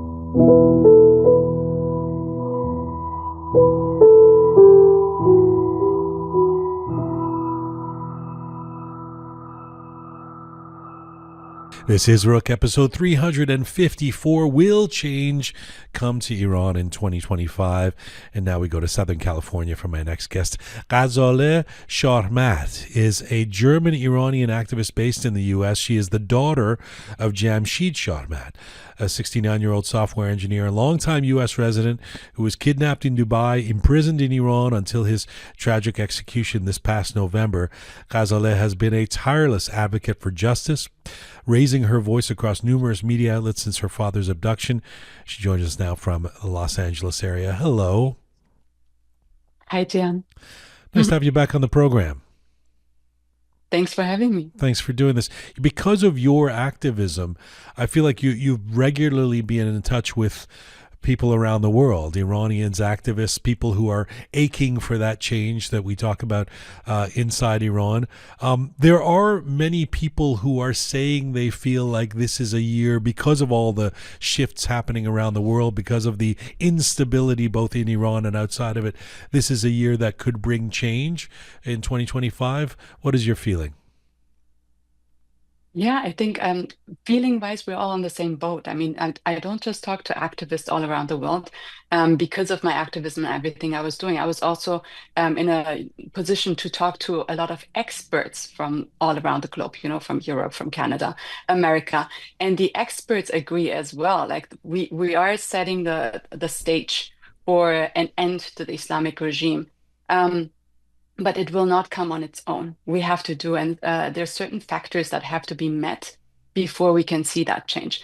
And it's not the people in Iran. The people in Iran in 2017, 18, 19, 2022, 2023 came to the streets, showed us they're ready. They're ready to take over. The change has to come from outside, from what we're doing, actually. So I think we can narrow it down to four factors that we can talk about. And if we meet these four factors or these four principles, then change will come. Well, that invites the question, what are the four factors? Yeah, of course. Of course, that's what I was hoping to talk about.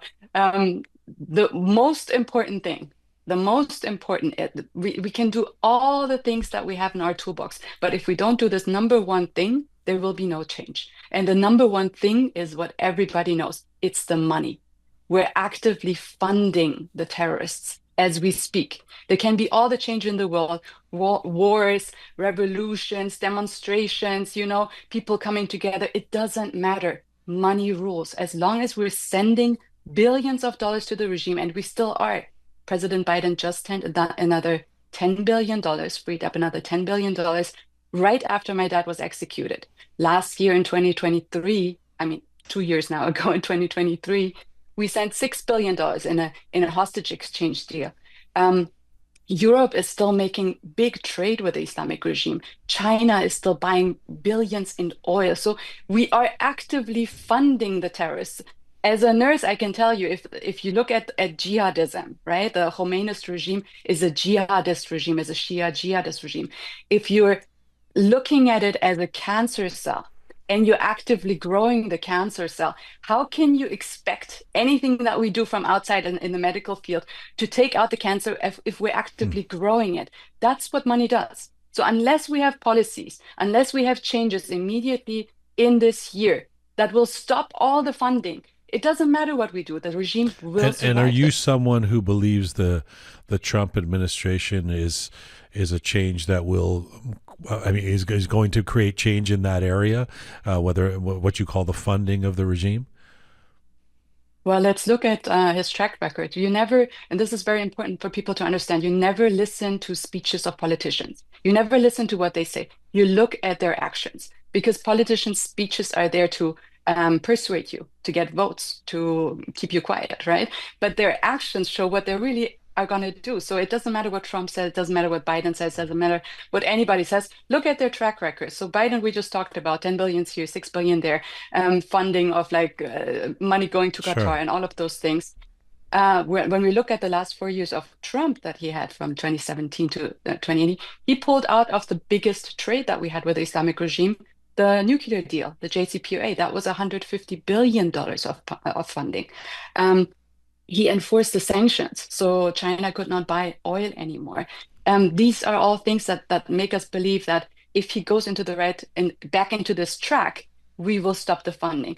It is alarming, though, to see what is happening in Syria. In Syria, we see another jihadist group, the HTS, coming to power right now. Everybody in the media and everybody is calling them the government of Syria, even though there were no elections. They're not a government. They're another jihadist group taking over. What did we see in the last month of 2024? Germans, French, Americans sending diplomats there to talk to the HTS leader. What are they there for? To talk about funding, to talk about negotiations. I can tell you some of the other people who've been on this program have made the case that the fall of Assad, with the situation in Syria, has contributed to the weakening of the regime in Iran, that we see that as a positive. Of course it is a positive. It's always a positive when you take out one of the jihadist forces. That is great. That's why the people were celebrating. But you can see right now demonstrations inside of Syria of Christians, of Druze, of the Kurds who are being massacred. So we cannot just look at one aspect and say, okay, it's great because they have been out. Who replaced them? Who are we talking to right now? HTS, what is HTS? They're al-Nusra, they're Al-Qaeda, they're terrorists. We had a $10 million bounty on the head of Jolani. That means we have identified, or our experts have identified, we want this person dead and we're ready to pay money to have him dead because he's that dangerous. And now we're sending diplomats there to have negotiations. That is the dangers that I'm talking about. Anytime there is money and negotiations, everybody has to open up their eyes. Do you believe Trump will not make a new deal? There will be no new JCPOA under the Trump administration, because he's kind of said two different things about that, as you know. There's this expectation or perhaps hope of maximum pressure, etc. But he's also at times said things like, "Well, I'll do a deal if there's a good deal on the table," that type of thing. That's exactly why I said you never listen to what they say. It doesn't matter if he says, I will do a deal. You look at Biden, the Biden administration, they did a deal. You look at the Obama administration, they did a deal. They didn't talk about it. They talked about freedom and human rights and all of those things that sound very great. So never listen to what they're saying. They're saying stuff for political reasons, to persuade, to build momentum, to whatever they need to do. Their actions are important. By actions, his track record showed that he put maximum pressure. Of course, you're right. It's not going to be smooth sailing because as we're speaking, the regime is sending out its brokers, it's sending out its people to influence the Trump administration. So we have to be aware of that. From his track record, we can see he will do whatever is best for America. That might not always be the best for us in Iran. So we have to show that our intentions of freeing Iran matches the goals of the Americans. Why? Because we cannot hope that they will just contain the regime for 4 years. And then there will be another election, another presidency, and somebody comes and revives them and pumps money. We have to use these 4 years and understand this is our chance to use the maximum pressure and to make them understand they not only, and this is point number 2, 1, we have to stop the funding, but 2, we have to support our allies. If we don't support our allies, if we don't support the people on the ground there and the community that is outside that needs to come together, the same thing that happens in Syria can happen in Iran. There are other jihadist And what does that support look like? Nazenin Ansari was saying the answer is in empowering those people who are, like, as you say, our allies, whether it's the people inside Iran or Iranians around the world who want changes. What does that look like? How does that happen? Without saying too much, because you cannot say everything in the open, of course, this has to be in private talks with the administration and advisors. But America has to look at the opposition in these countries, in Syria, in Lebanon, in Iran, as their proxies, pretty much, like the same way the Islamic regime looks at their proxies and supports their proxies because they're doing their goals. The Western countries have to understand they have also proxies, they have also allies that they need to support. So whatever that support is, they understand they have to do that. But it also translates to talking to the opposition here. And that includes, number 1, the crown prince. How can no administration ever have talked to the last legitimate leader of the country? I mean, you don't have to be a supporter of monarchy. You don't have to be a supporter of anything like that. If the UK would fall to terrorists, it would be unimaginable that you would not talk to the last leader of the country. This is just like normal in history. So that's number 2. After that, talking to one person is great, but bringing the diaspora together, like we did in France, when France was falling to the Nazi regime, what did de Gaulle do? What did the Allies do? They brought together the opposition, the French opposition outside of the country, pretty much created a government in exile. And when they beat the Nazis, the French went back in and reclaimed their country. History has proven that over and over again. But for some reason, all of the Western countries are looking at the opposition, how we're like, So is this point number 3? Each other. Is this point number 3? That is point number 3. So number 1, I'm trying to keep up. So number 1 is the money, stop the money. Number 2 is support our allies. Number 3 is set up a shadow administration that's ready to take power, or how do you put it?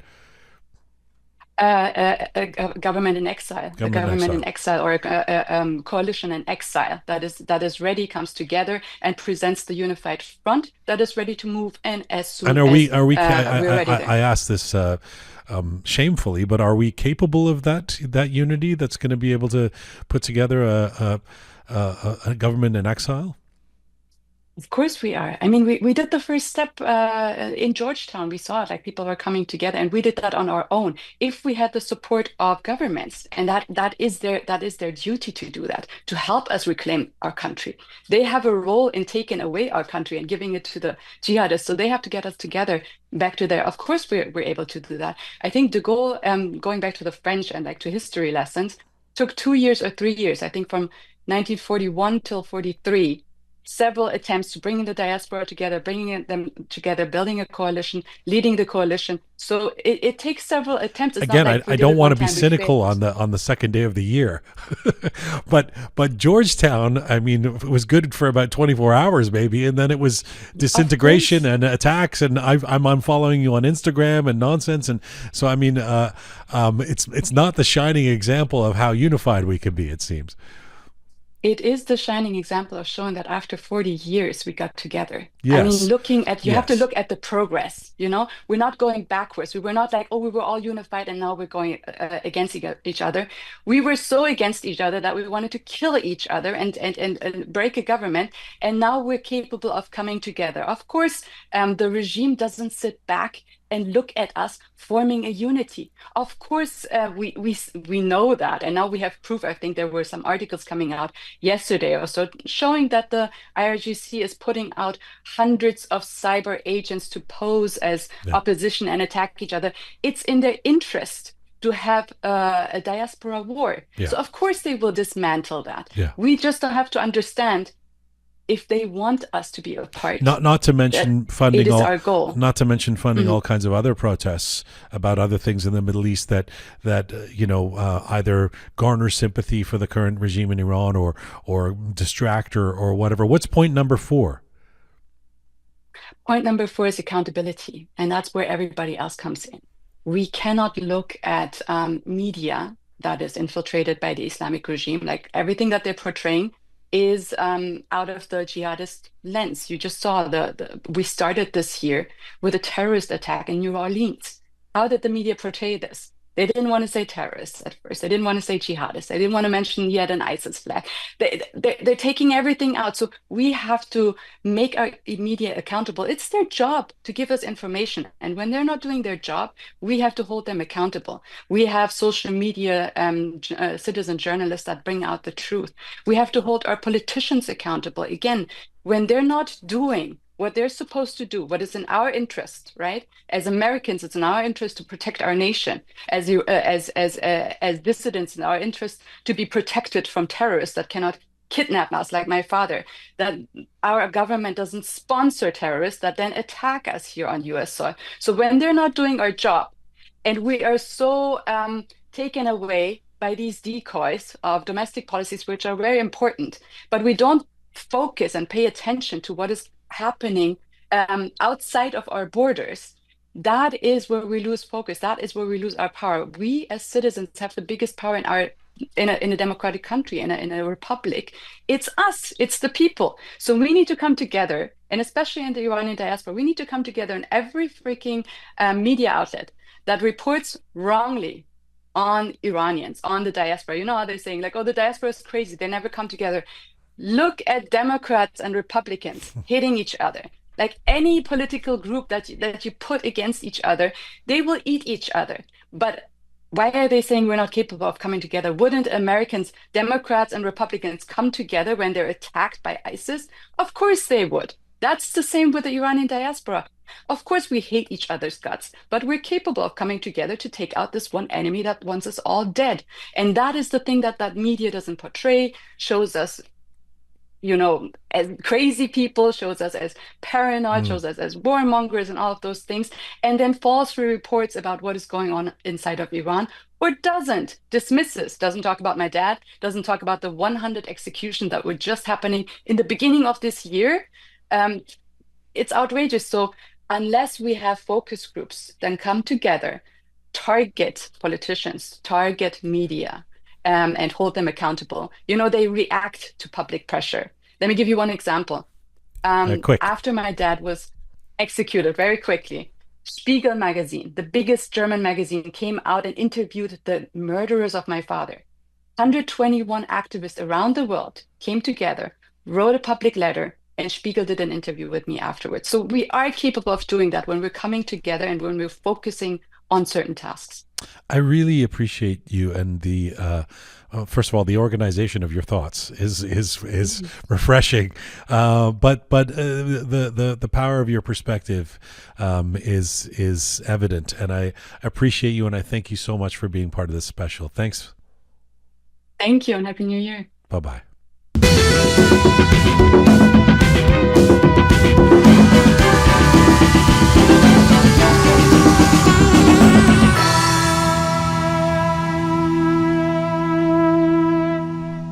This is Roqe, episode 354. Will change come to Iran in 2025? And now we go back to the UK for my next guest. Ali Hamedani is an Iranian-British journalist, broadcaster, activist. His roles as a presenter, reporter, producer, and mentor extended across various BBC platforms, including BBC World Service Radio, BBC World News TV, and BBC Two's Newsnight. Beyond journalism, Ali is deeply committed to nurturing the next generation of media professionals, training and mentoring hundreds of aspiring journalists, especially in Iran and Afghanistan. And right now, Ali Hamedani joins me from London, England. Hello, sir. Hi, how are you doing? Happy New Year. Happy New Year to you. So what a year, right? I actually saw somebody say, hey, 2025, just do something fucking better than 2024, anything better than last year.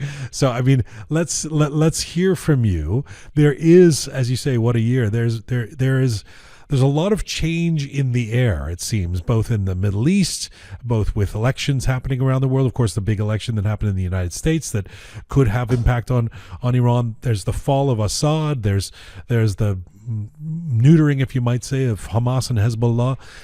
Where are you at do you believe that 2025, with all those factors and those geopolitical shifts happening, will be a year of change in Iran as well?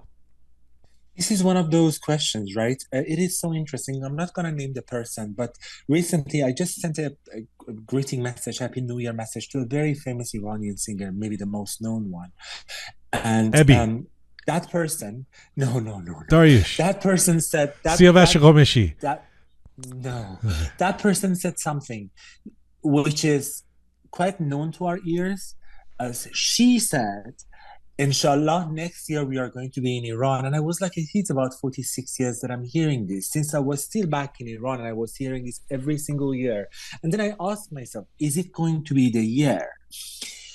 Ali, your camera is doing some weird I don't know thing. why my camera it's zooming in and out on its own. It might be a little distracting for people. It's my iPad. I don't know why it is. Why it's remarkable that it's like it's almost like you've got somebody holding it with a steady cam or something. No, I'm not doing anything. Moving it.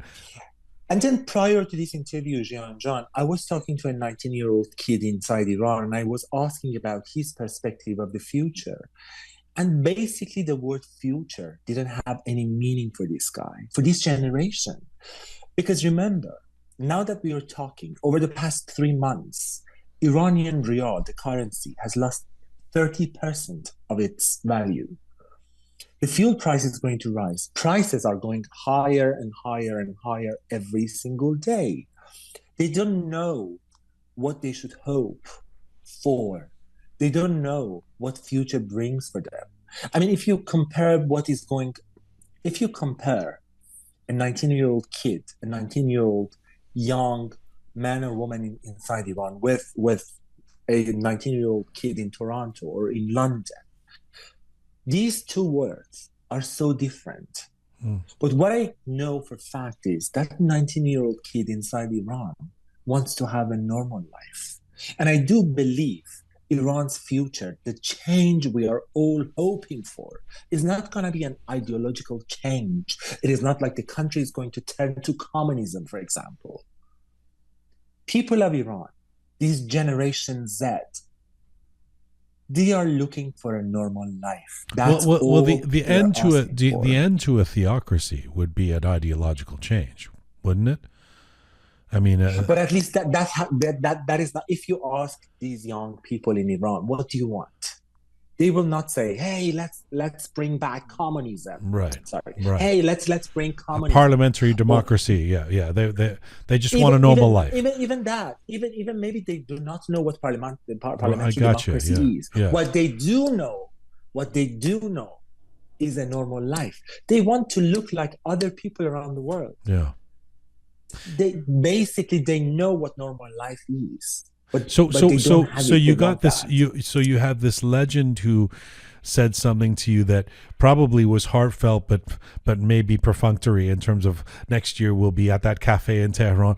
And then you have this young person who is in such a dark place that they may not even be able to imagine a future. Where did you land on the question of whether you think that this is a chance for opportunity in terms of change in Iran in 2025?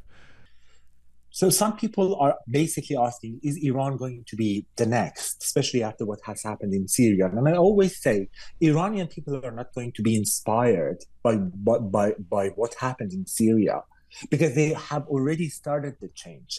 Others are inspired by Iran. Just look what has happened 2-3 years ago. The change have already started.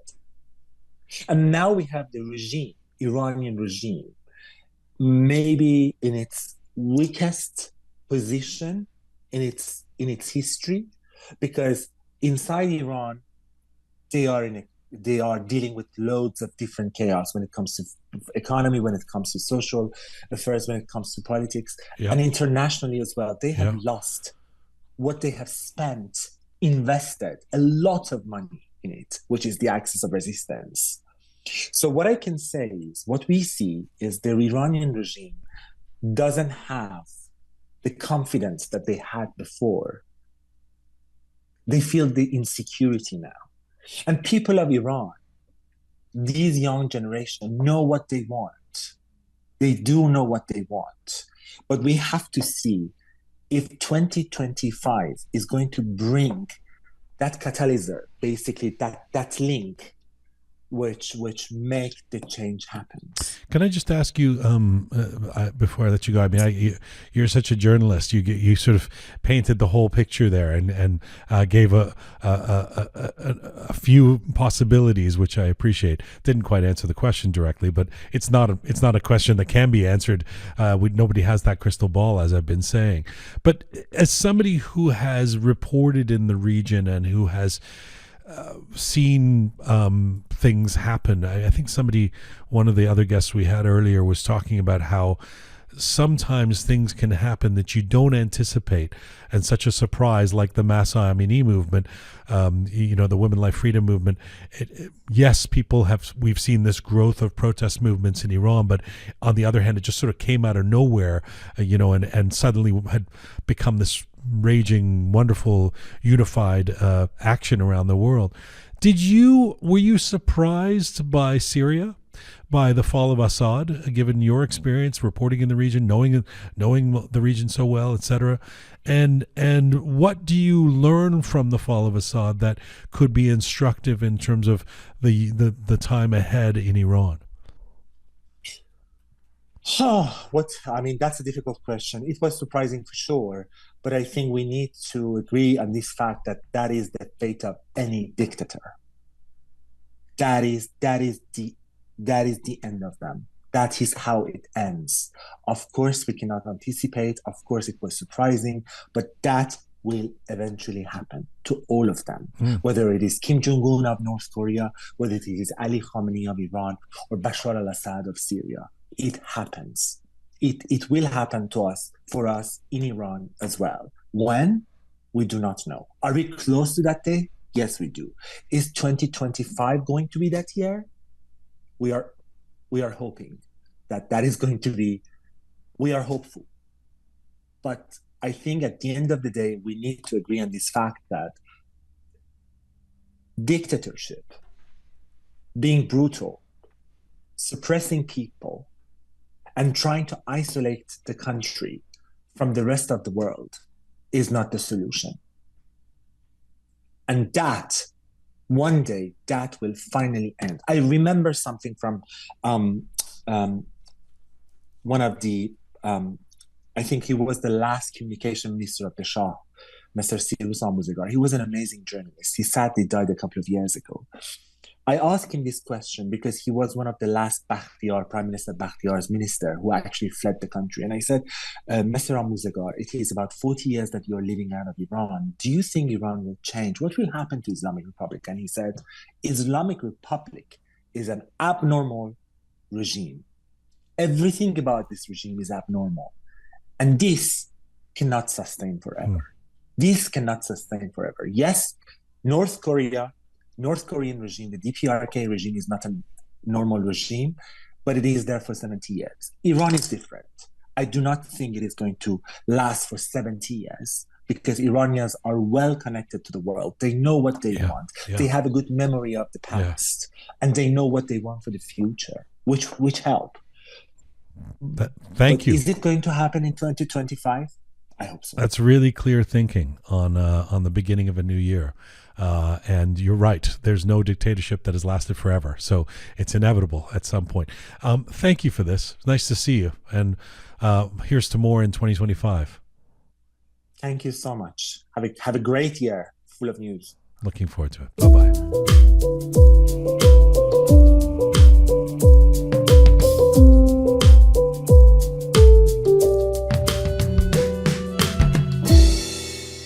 This is Roqe episode 354. Will change come to Iran in 2025? And now we go to right here in Toronto, actually, for my next guest. Dr. Fereydoon Rahmani is an associate professor at York University. His research focuses on critical human rights and the Middle East, social exclusion, justice, war, violence, ethnicity, social policy, and quality of life. One of our favorite guests right now, Dr. Fereydoon Rahmani, joins me from Toronto. Hello, sir. Good morning. Happy New Year to you. Happy New Year. Happy New Year to you too. Pleasure being here. Thank you. With a new year always comes hope for change. That might be sort of a superficial tradition, but in this time, it actually feels like there are so many geopolitical shifts happening, as we've been discussing on this show, in this moment of a new year, that there really is some kind of conversation to be had about whether change will come in Iran in 2025. What is your prognostication?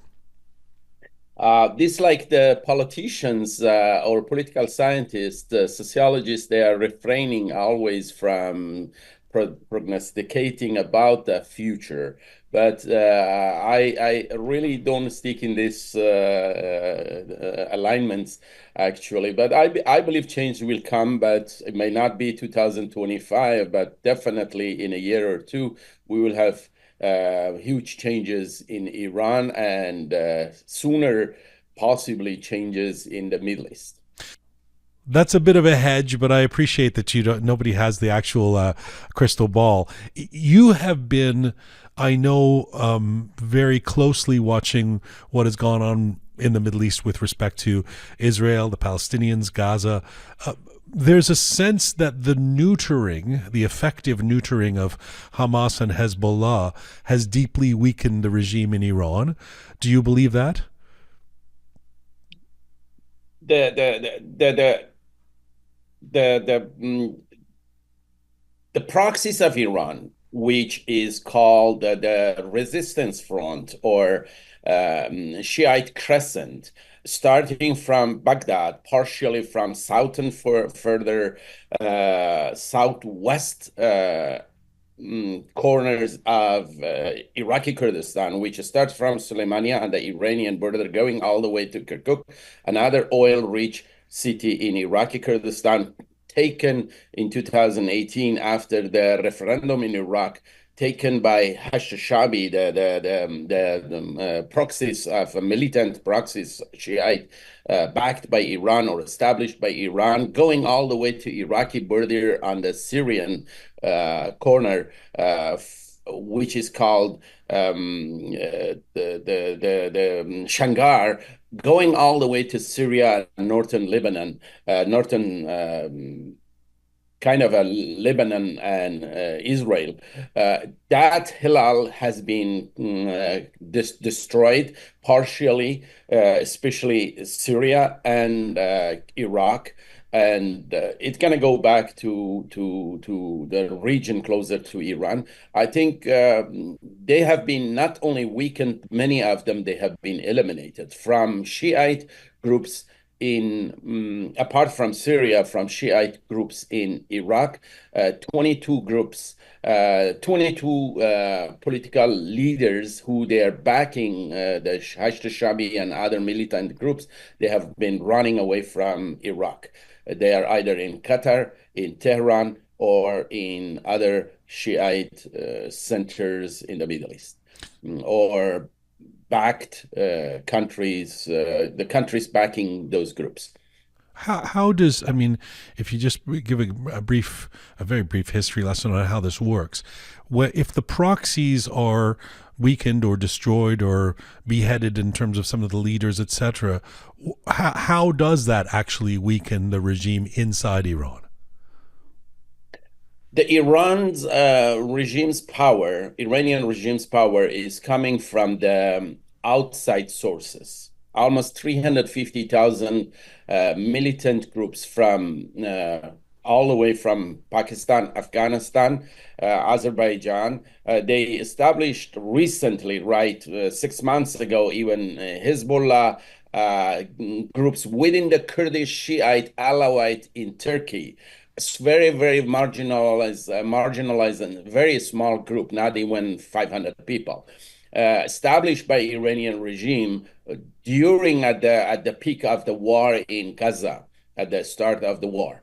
They were not thinking that this will be completely destroyed. They were thinking to spread this proxy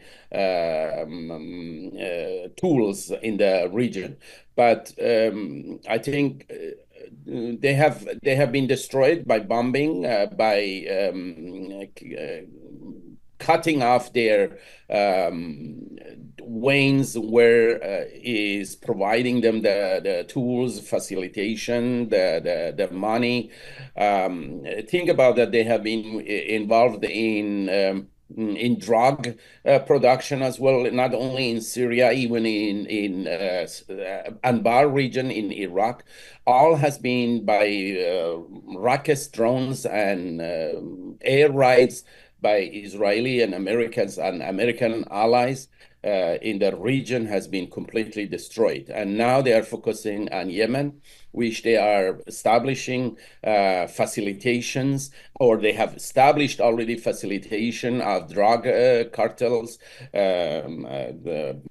building those drones, kamikaze drones. They all have been completely targeted. And financially also, they are not only their ways blocked, the Iranian is also economically weakened, and there is no money coming anymore. And definitely this won't be sustainable for Iranian regime. When you say, even though you weren't necessarily placing your bets on 2025, when you say you expect there to be change, and by change we mean profound change, not the change of a law or something like that, but a regime change potentially in the next year or two, as you said at the beginning. Hadi Ghaemi, who was on just before you a few moments ago, a little while ago, said something interesting. He said that he anticipates that what could happen in Iran with this government, with this regime, with this theocracy, it's just as possible that rather than something cataclysmic happens from the outside or from the people, that the regime itself will implode. That it'll just, be crushed under its own weight of how weakened it has become. What do you think of that?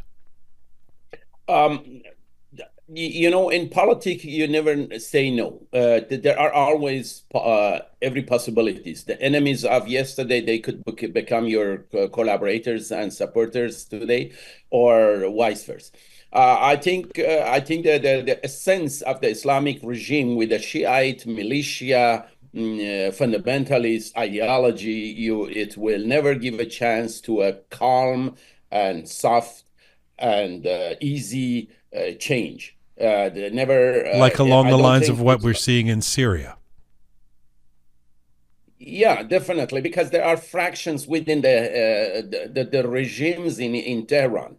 There are still groups. They are trying to build and establish some kind of Islamic republic with a softer version, moving towards Saudi Arabian version of pro-West secularization or semi-secularization. There are other groups that still believe if the Iranian regime collapses, the Shiite for the entire existence will collapse, because the Shiite foundations is and the birthplace of Shiite is in Iran, in center of Iran. And definitely this won't be easy change. I am not sure how the world and region will collaborate with that and dealing with these things. All the policies Trump will bring up to the table. Is he willing, for example, to just control the regime, cut its arms of intervening the region, those arms to be cut off? Again, I think depending on the external and as well as many internal elements, but I don't think that the Islamic regime of Iran will be really kind of implored and changed internally. It will be going to a kind of a few weeks of war and conflict. Oh, you brought up President Trump, or the soon-to-be once again President Trump. What do you think? Do you think that the election of Trump makes a difference, or is it bluster? Definitely, all these changes came in Syria, started last year, and especially speeded in high acceleration in the last 3-4 months. All was because of the Trump. He won the election, and he's aligned with the policies of Netanyahu, and the region also doesn't want to see extremism and radicalism. The changes is coming in Gulf countries, including the most radical Islamic ideology. The Salafism in Saudi Arabia has been changing towards more modernization, more open doors to West. They are investing almost trillions of dollars, almost one and a half time of the U.S. GDP in the Gulf region: Kuwait, Emirat, Qatar, Bahrain, Dubai, Saudi Arabia, and many other countries. They are trying to change the vision and the situation in the Middle East. We remember many times in the last 2 years, Prince of Saudi Arabia, bin Salman, has mentioned that the Middle East, especially the Gulf region, will be turning to the second Europe. This needs tranquility, needs open doors to West, doesn't need to be extreme against any neighboring country, Israel, Palestine, Afghanistan, and all around the region. These wars, perpetual wars, which initiated originally by two revolutions, one Islamic revolution in Iran and the other Islamic revolution post Russian invasion in Afghanistan. These created huge downturn in the entire Middle East, and this has to be stopped. Billions and trillions of dollars is not going anymore to be wasted. They want tranquility, they want calmness. And I think they want to open borders for business and trades. And this will come anytime soon. And Iranian is expired in this matter. The Iranian Islamic regime in this way is not anymore welcomed in the region, as well as you mentioned, Mr. President Trump is not willing to anymore accommodate these regimes, which Obama has continued to accommodate them. The appeasement policies of Europeans in the last 40 years has given a fresh blood to Islamic regime of Iran. And I think this is a completely new eras in the human history. We will have huge changes, and Iranian regime is a target. It's always a pleasure to hear you speak and to have you on this program. Thank you for doing this today. Thank you so much. I appreciate it. Wish you all happy New Year's and all the best. Same to you and yours. Merci, Aziz. Khudafaz. Thank you.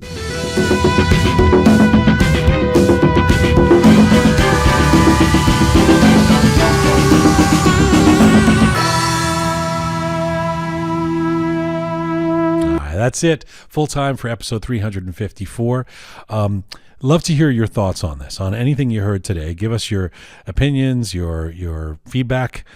You can either do so on posting on any of our platforms or email us at producer@roqemedia.com. Producer@roqemedia.com. We'd love to hear from you. Thanks to the amazing team who put this show together each week. Super Parisa, Smart Pega, Sabi Roham, Tina, the photo and video queen.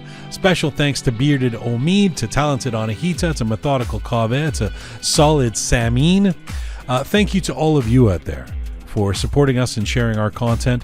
We're an independent show. We survive because of you. Please subscribe if you have not done so already on any or all of our platforms. Thank you to the guests who all joined us today and donated their time. We appreciate you, and thank you for your perspectives. You can find our show on Instagram at Roqe Media.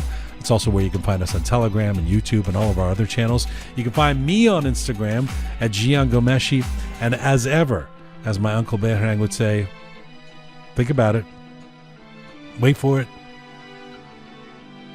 Mizun Bashin.